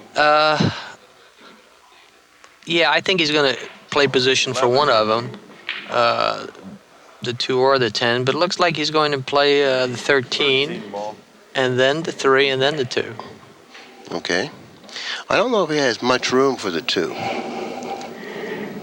And if that's the case, which it looks like it may not be the case, because if it was the case, then he probably should have played position on the 2 off of the ball that he shot before the 13. Well, he's perfect here. He's got the right angle. Yeah, this is ideally positioned for what he needs to do. 13. Yeah, and And he's once on the again- right side again on the Once 2. again. Now he's taking another look at it. And it's pretty close, but obviously not as close as I thought it was. 14. And Now here's the reason why you alluded to several times during the telecast why the left-handed player should play position for break balls on the other side of the table. And it looks like that he's going to have to kind of like stretch a little bit on the shot. yes, he's going to have to stretch here. And it limits the stroke that he's going to put on the ball. If the same situation was on the other side, he would be very comfortable shooting this, and he'll probably would hit it very hard because he's more comfortable. But this time, you know, he really didn't have much to say about it because of where the balls were positioned on the Correct. table. Sometimes you have to do that. You have to shoot on the wrong side of the table. So notice he's stretching a little bit. He's using a longer bridge. He's holding the cue stick further in the back. Correct. You know, this is all going to diminish the accuracy of the shot somewhat, but fortunately for Sigel, not too much. No, he hit it very nicely, and has a shot on the 3, and the only other shot that I see there was the 2 ball.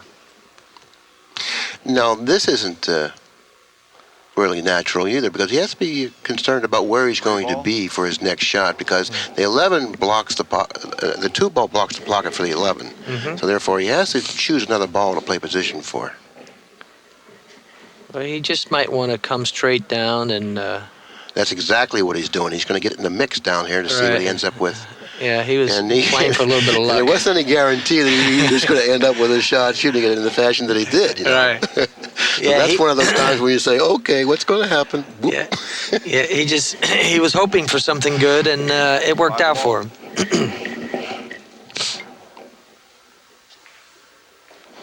Nicely executed shot, moving the 11.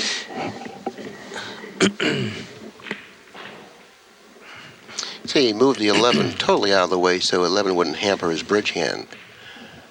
So and it's also in a pretty good spot for a key ball situation. So therefore, quite intelligent shot. 2 ball. But he still has a little bit of work in front of him here in this rack, you know. 18. Well, he's got the 12, if that's the ball he played for, which seems to be a ball that shouldn't be there. So let's eliminate it. 12 ball. And he must move the 1, that's for sure. 19. Because the 1 blocks the pocket for both the 9 and the 15. So he'll shoot the 13 and possibly then the 1 maybe. 4 ball. Yeah, I think that's what he's going to do. No, he decided to go into him. I was a little surprised to see him do that, but obviously he realized and he felt that he had total control of the cue ball. Yeah. He had the right angle to do what he wanted to do. Plus he had an out with the 1 just in case he did get into any trouble. And now he's feeling the shot on the 7 ball as it was his break ball. So therefore he's trying to decide whether or not he wants to leave the 7. Right. Now, notice this is the 1 ball that he missed that stopped his run earlier. That's correct. And he was also shooting over a ball again this time. In the same pocket, right? I think he's going to leave the 7 because he's more comfortable on that side of the table. That's why he was looking at it. And the 11 is in a great position to lead into that break shot. And exactly, and it's that ball that you said would be a good lead ball to a break ball, and obviously that's what he's going to do. Well, look, he's shooting the 11. He's going to shoot the 7. I mean, excuse me, he's shooting the 7, yes. 23. Could he be using the 15 for the break ball? Well, that's the other option here, yeah. Because the 8 and the 7 were a little low on the rack. 6 ball. So he could be shooting 6, 14, 11, 8. 24.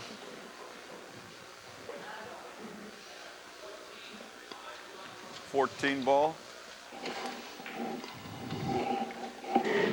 So I guess that's what he's going to do. He's going to shoot the... Well, he didn't get back far enough for the 11. He'd have liked to position the cue ball here. All he had to do was shoot the 11 and stop, shoot the 6 and go down here for the 9, and there he's... Right. And then he's done his job, but now he's got to do a little extra traveling with the cue ball. And anytime you see a player at the table where he does too much traveling with the cue ball, you know he's not playing comfortably. Right. He made sure he has the right angle to get down to the bottom rail.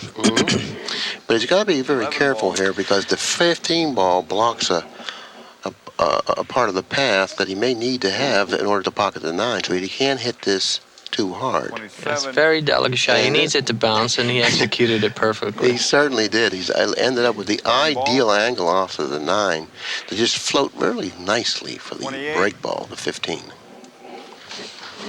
He's on a run of 28. We have to change tapes, so therefore we will be right back. Well, we're back in time to watch Sigel execute this break shot of the 15. He's on a run of 2080, and he leads in the match 114. And I believe it's to 50-something. Maybe a little assistance, please. What's the score? 115 to 68. He hit that break shot exactly the way I thought he would hit it. Center ball with a little right-hand English so the cue ball wouldn't travel too much. But he wasn't rewarded for that shot. And he has a difficult shot. Yeah, and now he's going to have to come with a little more difficult shot in the 4 ball. But once again, you know, he does have that great skill of pocketing balls. So this shouldn't present too much of a problem for him.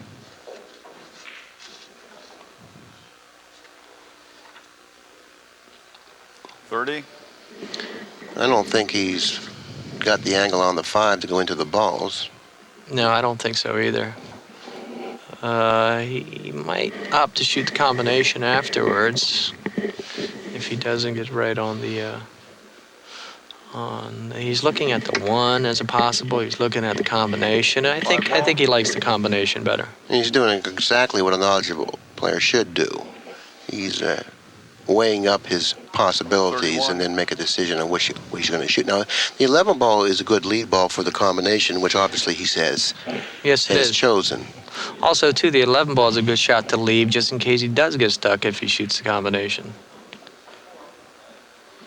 11 ball. But he's choosing to be his lead ball. Okay, now he's made up his mind what he needs to do. He's going to play position for the combination, and he's choosing to shoot the 11, which 31. Jose 9 ball. mentioned that it was a real good lead ball to the combination. Now all he needs to do is pocket the combination. He's going to have to hit this with some sort of a hard stroke, and he would like to draw the ball possibly away from the stack. Yes, he's gonna want to move it away from the stack and hit kind of like center ball. See if you notice he's hitting center ball. He doesn't want the cue ball to travel too much. Okay, now he has options here. Does the 1-3 lay nice for him? If it does, he may not even want to go into them. He has a nice shot on the 2. So he doesn't have any problem in that regard of coming up with his shots. Therefore, he has a couple shots available to him. It's all a matter of which one he likes best. If the 1-3 is, if this 3 is straight in the corner pocket, he might not want to touch them at all. But it looks like he's going to go into them. Ooh. Oh, close, my. Close. Yes. Oh, my. Yes. You know, that 1 ball has been causing him a lot of problems in the last couple of matches. He almost scratched off the 1. He missed the 1 twice in the last 2 matches. Therefore, and he certainly doesn't like what he's left himself. It looks like he does have a slight angle here. Yeah, he can follow through a little bit and have a little angle on the 3. 34. Okay, now he has to try to manufacture something in regard to a break ball. Yeah, he still doesn't have a break shot like you said, Billy, but there is possibilities here.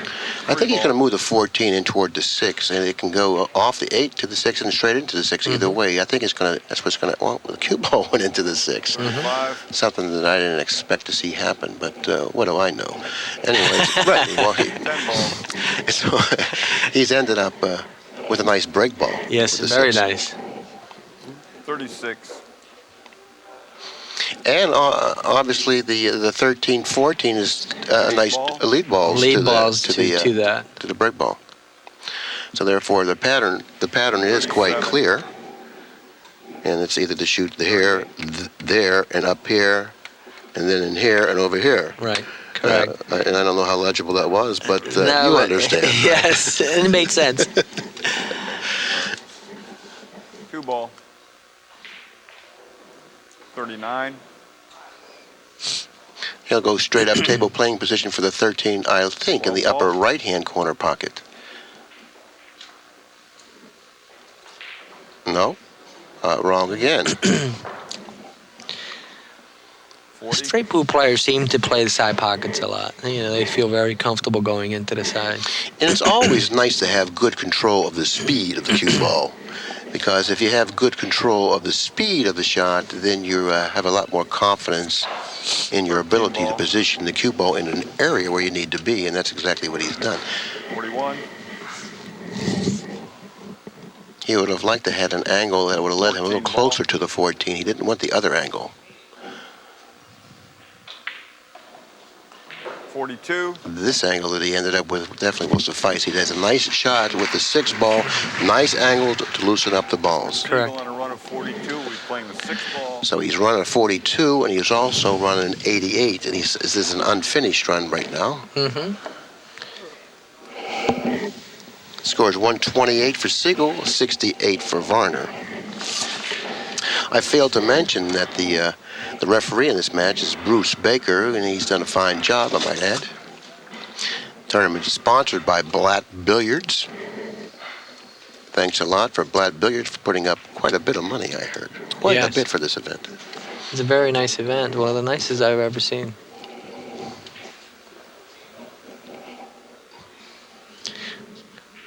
I think Michael hit this with a little low left, and he wants to make sure that the cue ball is spinning, kind of get him out of trouble there. You see the spin on the cue ball? And he's gone up table. Yeah, he's gone up table Far a little enough. further than what he wanted. Yes. They definitely wanted some spin on the cue ball. If you hit that shot with center ball, most likely you'll get stuck. And actually, it's a type of a shot that it's hard not to go up table with, because you got to hit it hard enough to open up the ball so you can get away from the rack. Exactly. And from the distance he was from the object ball, sometimes it's quite difficult to control the speed of the cue ball in that particular shot. 44. Now he's taking a look at the 9 and 11 to see Yeah. if that's a possibility. He Yeah. certainly doesn't like where he's ended up. No, but he was very fortunate. I don't know if he knew that was straight in, but apparently it is. And if it is, once again, you're right, he's very fortunate to have it. Uh-oh, watch out. You know, he's playing a little haphazardly, I think. He's Or at taking least some it chances. At least it looks like that. You know, and I'm not... Well, if he didn't catch that kiss there on the cue ball, he would have been up table.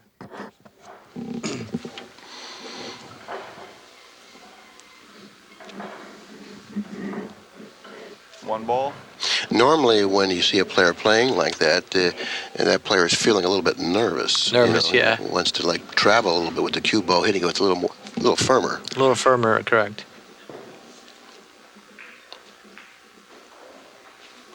46. Now let's see if he can settle back into that nice rhythm and get that good speed of the cue ball back. 44. I'm sorry, 4 ball. Well, he wants to come down table, obviously, for the 9 ball. Mm-hmm. 9 or the 3. Mm-hmm. 10 ball. 48. Now he's arrived with an angle on the 3 to open up the ball. 3 He'll ball. go into the 12, hit the 8, and I think all the balls should be opened up nicely.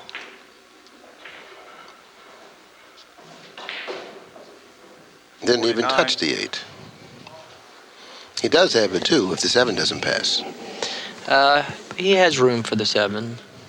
Do you expect him to bump the 8 after he shoots the 7? While he's shooting the 7? I think he's got a perfect angle to bump the 8, and he doesn't have a break shot right now except the 7. So why not? So I think bumping the 8 would be the logical choice, Mr. Sigel which on a that's run what he 50. does.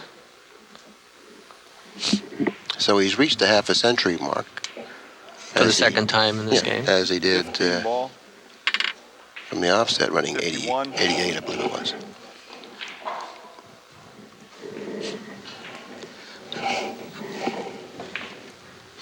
I wouldn't be surprised to see him run out, Jose. No, I think he only needs around 6 or 8 balls 52. after this rack, and he has a perfect break shot. And 9 ball. He would like to save the 2 ball for the lead ball. 53. Maybe play 14-13-2. That seems to lend to a much simpler route than playing Right. 13-14-2. Because the 13 is positioned very nicely for the 2. 54. he's going to leave the 13 for the lead shot. I don't understand that, do you? Well, he's going to have to hit a very nice shot 55. and have the right angle. 13 ball. And he seems to have the right angle. He's just going to have to hit it very delicately. Yeah, I thought that the other pattern played much more simple than Yes, what he did. You it know, would have. 6. That's what I thought. But it's hard for me to disagree with him. and I'm not going to do that. So Right. therefore, he did. All right. Probably Well, there was different the right choices thing. there, and your choice and my choice could have been a little different, but he got to the same place. But since I have you as an ally, I feel much better.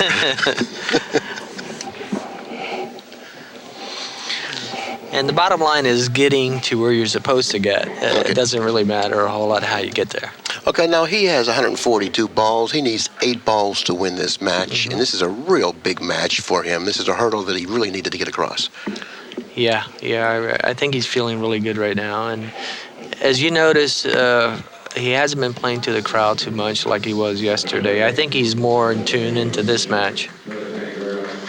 Yeah, I thought that he was, a little too boisterous, a little too, Yes, I thought the same thing. I think here he's going to have to follow through on this shot, and possibility of going 2 rails into the center of the table again, or center ball and just creeping down to the bottom. Do this or something. He hit it Wow. center ball, but he didn't creep to the bottom of the table. And now he's going to have to be forced to shoot the 5. I didn't particularly care for the way, the action he got off of that break in terms of the cue ball control. Right.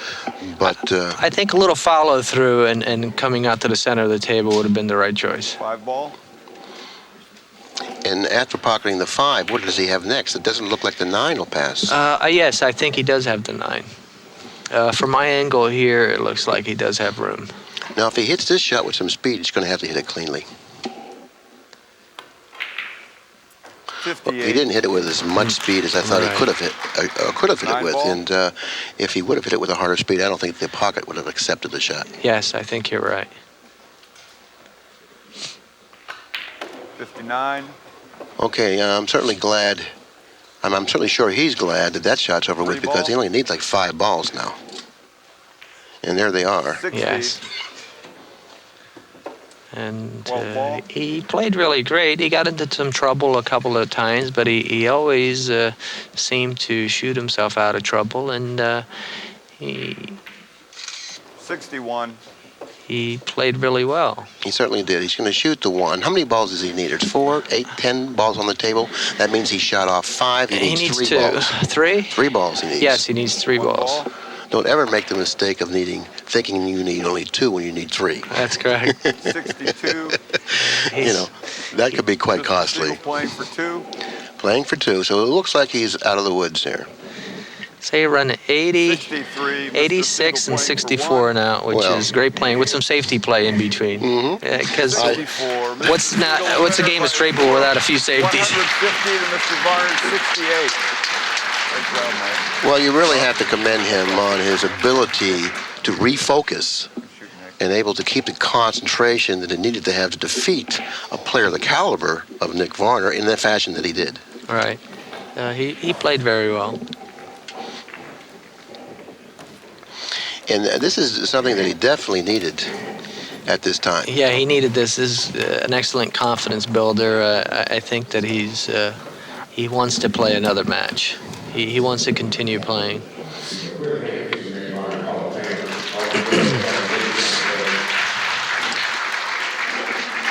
Yeah, we're definitely going to do an interview with Mike Sigel.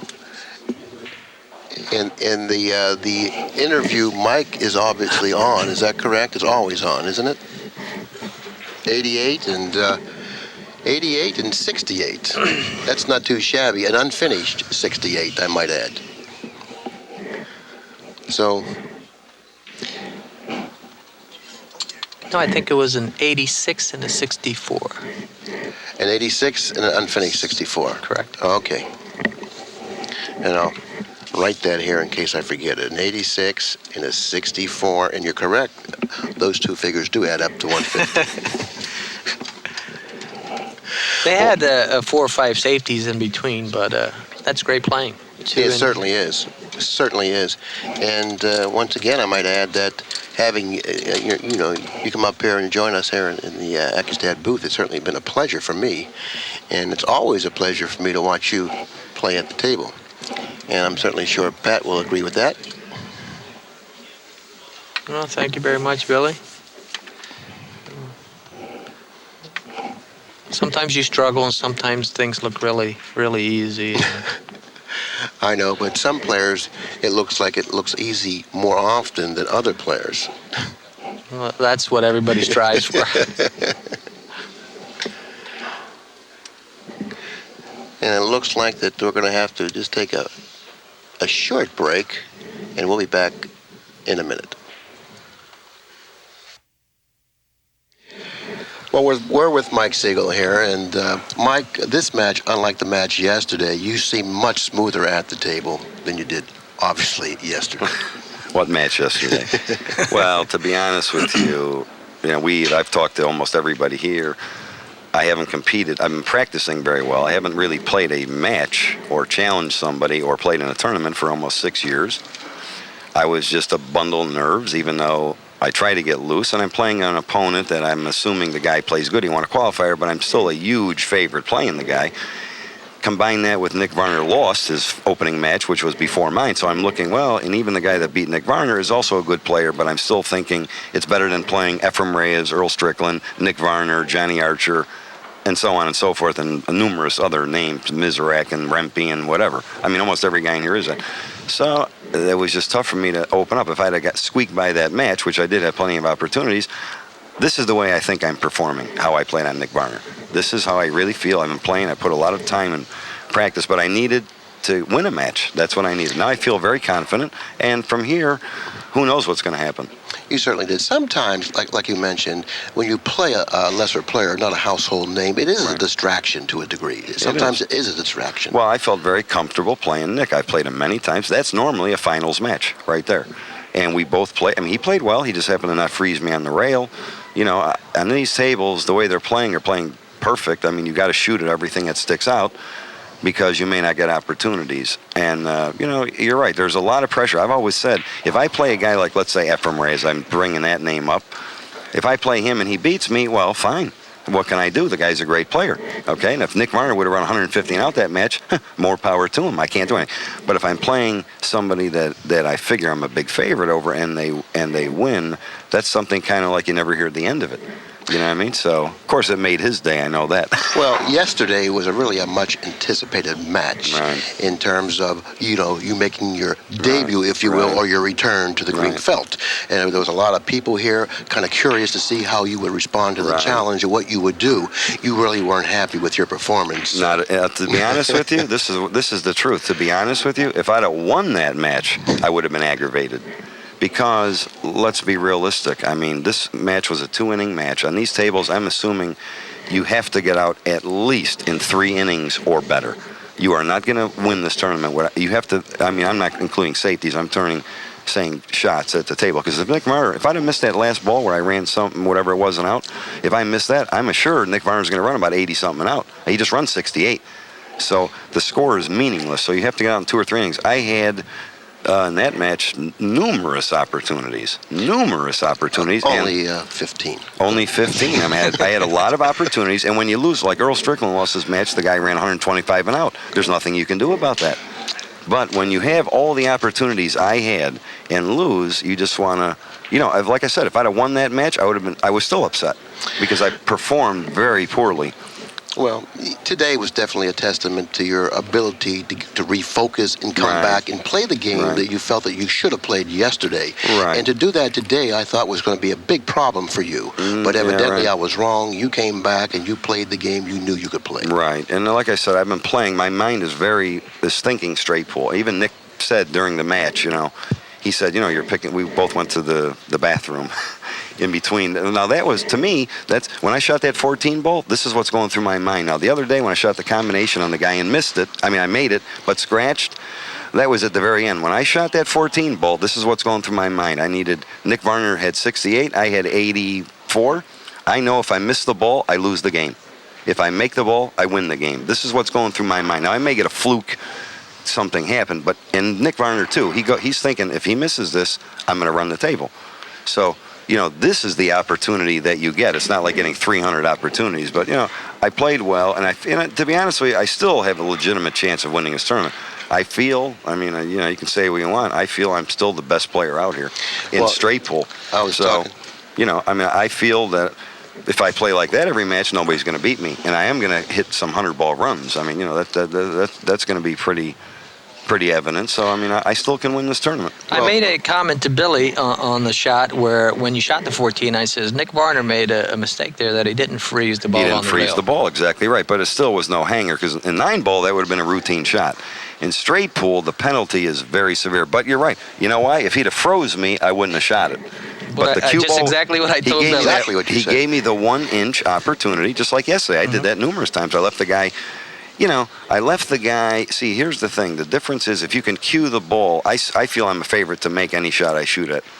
That's what I feel. And I'm not going to argue that point. Right. I mean, if I shoot at a shot, I feel I'm going to make it. It's not like, well, maybe I'll miss it. So the opportunity when you're off the rail an inch or two, that's dramatic compared to being froze on the rail or just off a quarter inch. If I was near the rail, I wouldn't even have considered shooting that. Unless it was a shot that was maybe near the pocket or I could kind of roll in. That shot could have been easily missed. You could Very hit easily it. missed. Sure, easily missed. I mean, what, are you kidding me or what?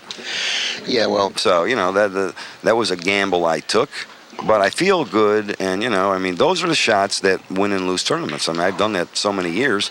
It's funny because when I come back here, right, I'm running straight pool, but meanwhile, when I get a tester, I know I can make them. That was the thing I was practicing. I'm coming from the end rail very well for an old man like me now. which wasn't evidenced in your match yesterday. Nah, well, forget yesterday. Okay, Let's block that I'll one out. forget yesterday. I will forget yesterday, okay? But it's going to take one more match like this Right. in order for me to forget yesterday.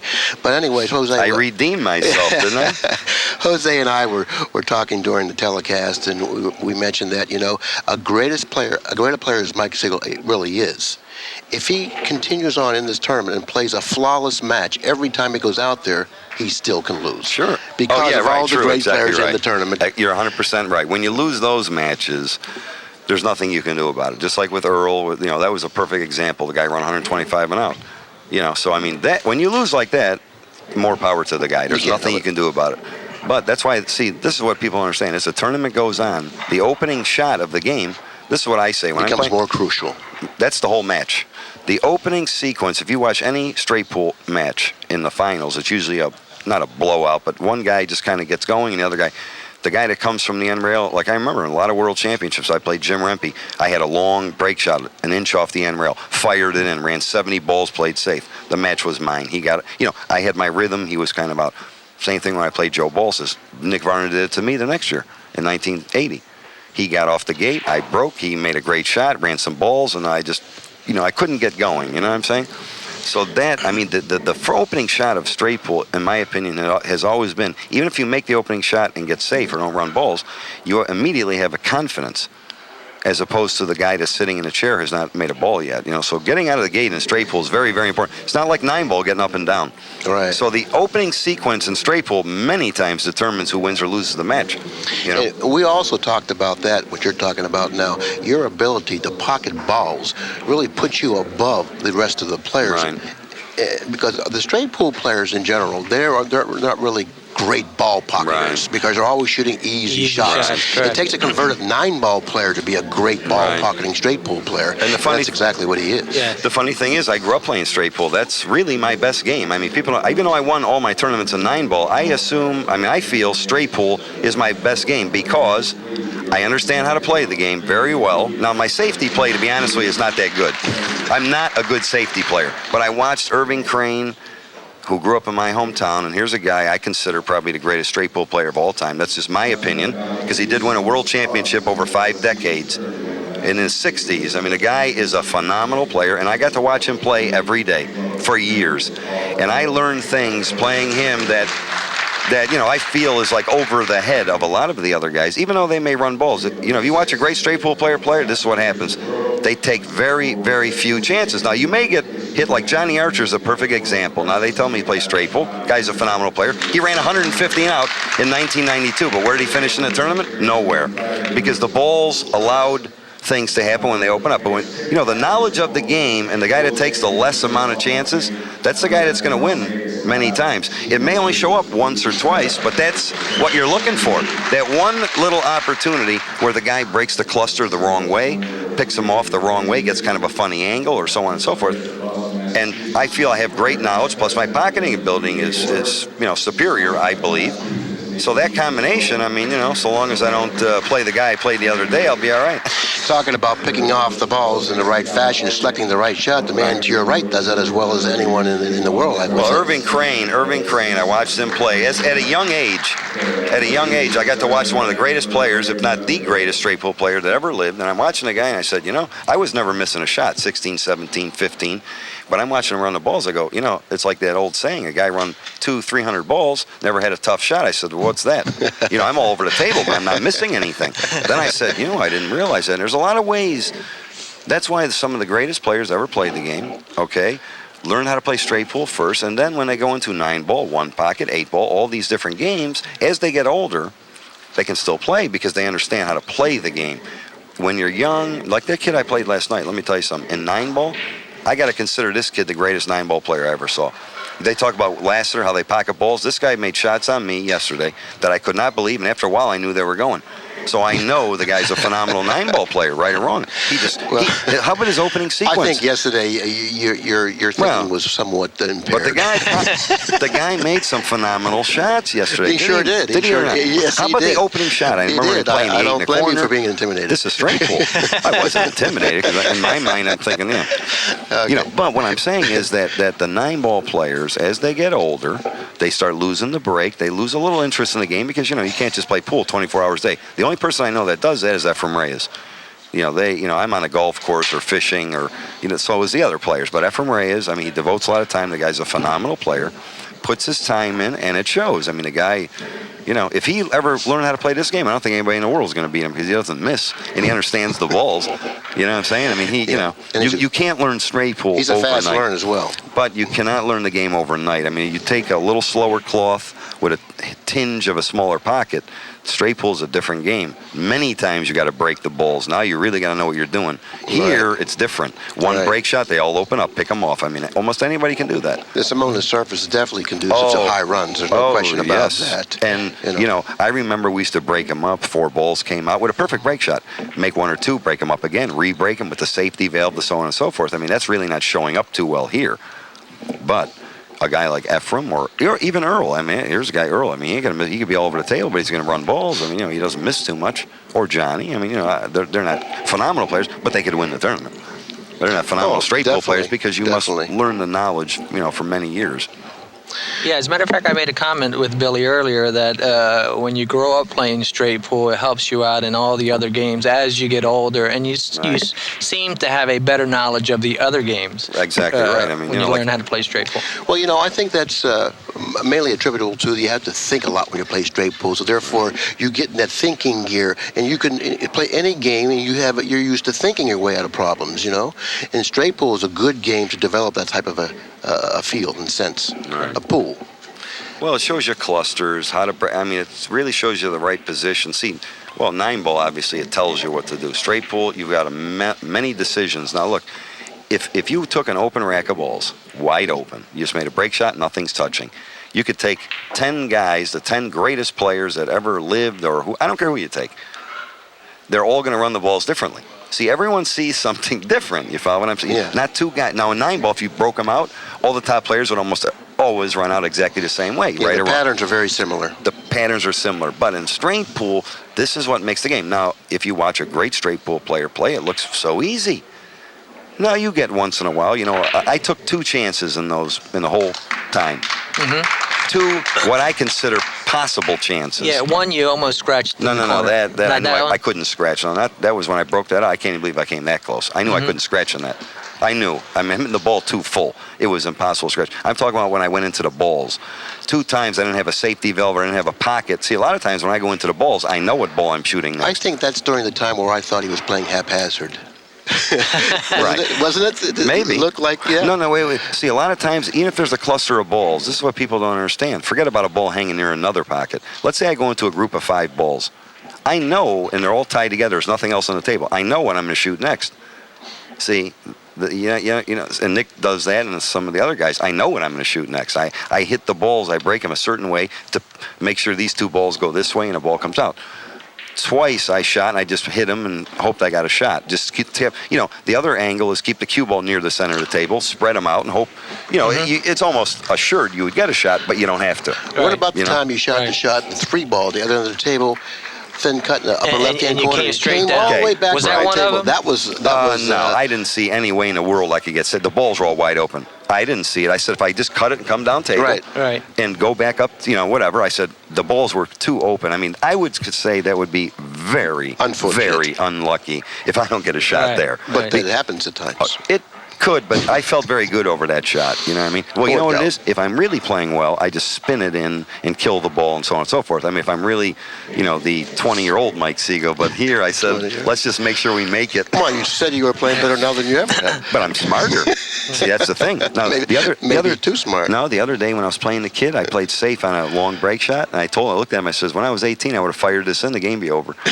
But see, I'm getting smarter now. Yeah, just like when I played Nick. I'll tell you what I did that was smart today. Of course, that's what I wound up making a bad decision. I had the 9, the 3-ball break shot, 6 and 7 on the bottom rail, right or wrong. Right. I didn't want to shoot the 9 easy with inside English and float down for the 6-7. It was just the angle not here because it could skid. So I figured, well, let's play smart. Play the 9, come out on a 3. The 6 was a perfect break shot. I mean, I broke them all over the table. I had plenty of opportunity. That's when I missed the 1. It was just, we explained why that happened. But I said, why am I going to try and float the 9? Maybe it skids. Now he gets up in an open rack. No, I got him buried. I got him 86. I'm not going to let him shoot anymore. See, I didn't anticipate missing a shot. I figured if I run 90, stick him on the rack. Up table, no shot. See, that was going through my mind. Because I can protect the lead very well. The lead in straight pools, you got to protect your lead. A lot of times there's a lot of pressure when you get way ahead. Because if you make a mistake, the guy's going to start coming back. So there's particularly a player of the caliber of Nick Varner. Anybody. I mean, any good player, can run balls, and then, if they run 30, 40 balls, all of a sudden you say it's like an even match. See. But you did look a lot more comfortable this match than yesterday, and you were more into the game, and you really wasn't focusing with the crowd like you were yesterday. Well, I was, Well, today I was doing all right. See, I don't like where I'm sitting because I don't have an ear man. I like being near the rail over there. Then it's better. I can look at the crowd. Well, maybe you were out of stroke with your ear, man, and yesterday you overdid it. Right. That's what it is. I mean, I have a caddy. I'm the only pool player that actually has a caddy. Takes my cue, gives me tips and whatever. And who's your caddy? Kevin Trudeau of Mega caddy? Memory. Yeah, he's my caddy. Yeah, that's my caddy. I'm the only pool player that has a caddy. Well, Jose, I'm going to say one more thing, though. Yeah. This is something. I've been making cues I'm not doing a cue commercial, but I have been doing that for 6 years. And you know what I remember now is this is what this is about, okay? It's very simple. When you win, it's fabulous. Now, you think about how Nick Varner feels. He went to his room last night. He trained himself after the match when he loses. Go to your room. Then he goes crazy. I happen to do it. I just couldn't help myself. But this is what it is. People just don't realize this. When you win, it's a great world. When you lose, it's the worst thing in the world. And you know what it is? I played for 20-some years, and I just did not want to go through. This is probably the real reason why I gave it up. I just could not take it no more. My stomach, and, it's just, you argue with your wife. I mean, a lot of people just don't realize what goes on when you're playing. I mean, it's that constant pressure, and I've lost 5 pounds since I've been here for a guy like me. It's the truth. Maybe that's a good thing. But what I'm saying is it's that constant, and it's something. I live now. I make cues. I make decent money. I don't have to go anywhere. There's no pressure. I mean, there's pressure on me getting orders out and like that. But it's not like you've got to play the guy. You got to win the match, and you're playing for. It's just. It's younger. You get burnout, just like Jean Belucas. That's exactly what happened. Jean Belucas just lost her. I mean, I feel good. Even if I won this tournament, the odds on me playing anymore would be highly unlikely. Well, I'm pretty selfish in this regard that I would rather see you play because I enjoy watching you play. Right. I enjoy having you around. So does a lot of other people out here. Right. You know that. I know. And that's something that you have to miss. To be honest with you, it's like half and half. Now, see, if I come to a tournament, I bring my cues, I have a booth, and I get to see everybody and watch the tournament and so on and so forth, I enjoy that. But I really don't. I really thought I missed it. I mean, this guys I grew up with. But, we're getting back to the financial part of it. It's all of what I go through, and yesterday and today is not worth what we're playing for. This this is the concern. If we were playing for, let's say, bigger prize money, and I lost that match yesterday, I would not mind because I know I'm going to get mine somewhere down the road. Because there's a lot of great golfers. All you see is Tiger Woods. There's a lot of guys struggling out there, and they're playing for millions of dollars. Don't think they don't drive 3 guys in a hotel room, da-da-da-da. And they're phenomenal players. But they know they have the opportunity to do that. This is something a little different. So I made the decision, to retire from playing. I mean, if things happen differently, but the means of what I go through, and Nick and everybody else, I mean, you look, he was like ready to cry. I could see it in his face. He was he comes to the World Championship. The guy is the World Tournament 9-ball champion. I know he's playing phenomenal. He lost his first 2 matches. He's out of the tournament. Okay, so now you justified that against what we're playing for, and it's a very big decision. You follow me? I understand. Is it worth the trade-off? Is it worth the to trade-off? Subject yourself to the abuse or mental abuse or whatever other abuse you're subjected to? It's very difficult. And not really get in return what you feel you deserve. Exactly right, and it's very, very tough to when you're younger, you're wanting to win titles. I mean, guys like Johnny Archer, Earl Strickland, many players, even Ephraim, they're still trying to win these tournaments, and it's very rewarding because you don't think of it. Now I have a family. I'm getting up there. The seniors tour right around the corner. But what I'm saying is that you have to justify. I have a family. We just had a baby, 10 months old. I mean, I'm in heaven. I go to my shop. The baby comes in the shop. I don't have to travel. It's not luxurious traveling on the road 8-9 months a year. That's, But anyway, as you're younger, you want to win. You got that going for you. As you get older, you look more realistically at, what am I going to do 20 years down the road? You know what I'm saying? So that. Well, you really don't have to apologize to all the people out there. If it's your decision not to play, it's your decision. But yesterday it wasn't about money. It was about Mike Sigel yesterday. Right. It was very disturbing because that was, I told my wife, I said, I could see this happening, especially playing this gentleman. I mean, I know he can play, but I mean, of course, he's saying the same thing. I had a million opportunities. You follow what I'm saying? So, yeah. But if we each had 10 opportunities, I kind of like my end of it. Okay, or 2 opportunities. I like my chances. Yeah. But the thing is, that was my worst nightmare. Even though I won this match and I look good, people are always going to remember what I did there, how I lost the shaft. I mean, that's already on the internet. Let's be realistic. I'd like to ask you a question. What did today's match do for your confidence? I'm very confident. I'm very relaxed. I mean, the jittery first match is over. You know why this was tough? I can tell you one more little thing. Normally you play 64, 128-man board, okay?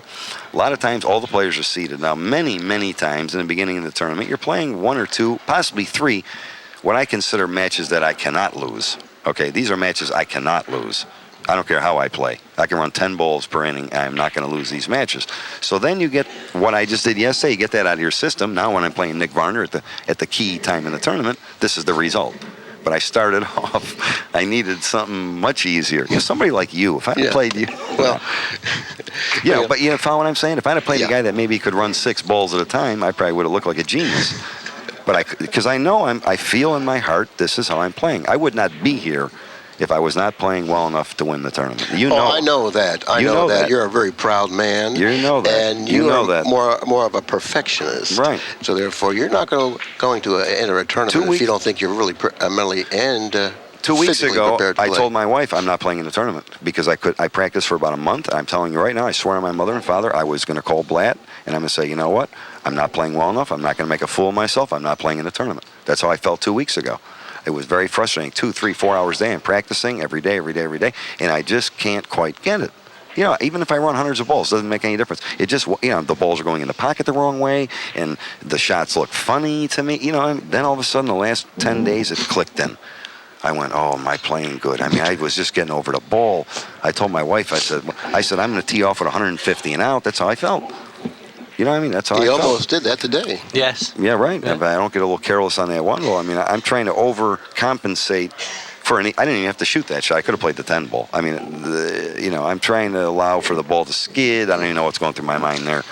And it happened to cut the way I thought it was going to cut, and it hung. But anyway, what's the difference? Well, I can say this. I'm glad that you played the way you played today. I'm happy for you. Right. I'm happy for you because I know how badly you wanted to play the way you played yesterday, but you couldn't do it. but you came back today and did it today, which in my mind, in my opinion, it was just as hard to do it today. It may be even harder to do it today than it was yesterday. So Possibly. I'm glad we didn't have that conversation because I would have been thinking about that. Now you got me thinking again.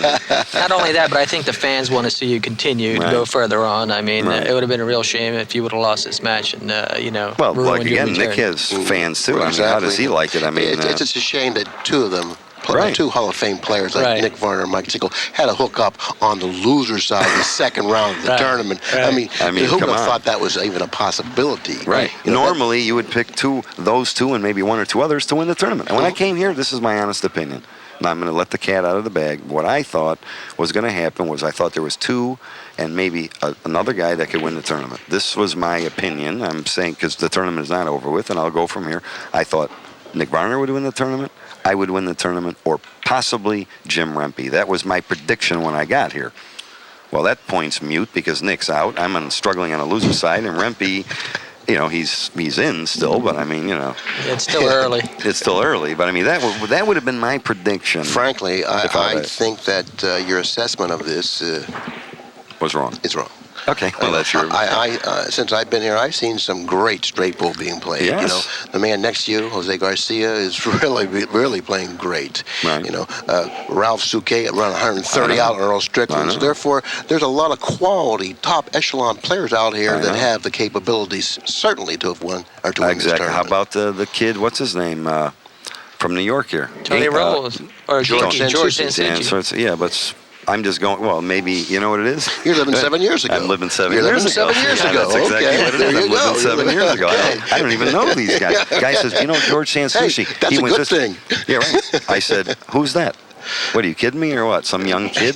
They say he looks like me at the table. Yeah. I watched him aggressive. practice. Yeah, I watched him practice yesterday, right. But, well, after he wins about 100 tournaments, then I'll come and see him. You know what I mean? They got to still.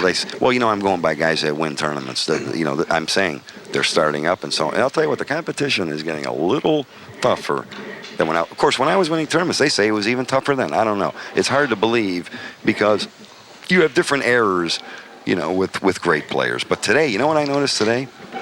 Everybody I play doesn't fold dead against me like they did in the old days. Well, you only played two people. I mean, I'm just saying, even the top players, even a guy like Ephraim, let's say Ephraim or Archer or Strickland, those three names, or Varner, the guys that play them, the young players that used to fall apart, excuse me, they just shoot right at them. I mean, I had never seen anything like it. I said, oh, my God, these guys used to play, like, remember Luther Lasser? You'd play him, you'd be like this. Well, a basket case. The difference then compared to today is that there are so many more tournaments, and you have the opportunity to familiarize yourself with all these great players, and now you feel comfortable playing with them because you've played with them so many times. Years ago, we didn't have as many tournaments, and when you faced a guy like a Luther Lassiter or Joe Balsas or Irving Crane, what am I going to do? You think I should do this? It's not like that today. But yeah, they learn. I mean, it's unbelievable. Okay, I think we're going to have to cut it off here because you play and talk about the same. I'm a good talker. Top shelf. I can sit here for 3 hours. Hey, let me enjoy this now. Last night I didn't get out of the bar till 3 in the morning. I was up at 6 this morning because I could not sleep. Because this is going through my mind. I'm replaying every shot in the match. You've already run out, Mike. Okay, let's. We're out of here. I don't mean to cut you short, but I have to eat it like around 1 o'clock. Play tomorrow? Is that possible? Good. I'll go out to a big dinner tonight. Right, just hold the mic because we gotta say goodbye to the people. Okay, on behalf of José Garcia and Mike Sigel, this is Bill Incardona saying thanks a lot for supporting Accu-Stats, watching this great player and talker perform. Give Pat a call, 1-800-828-0397.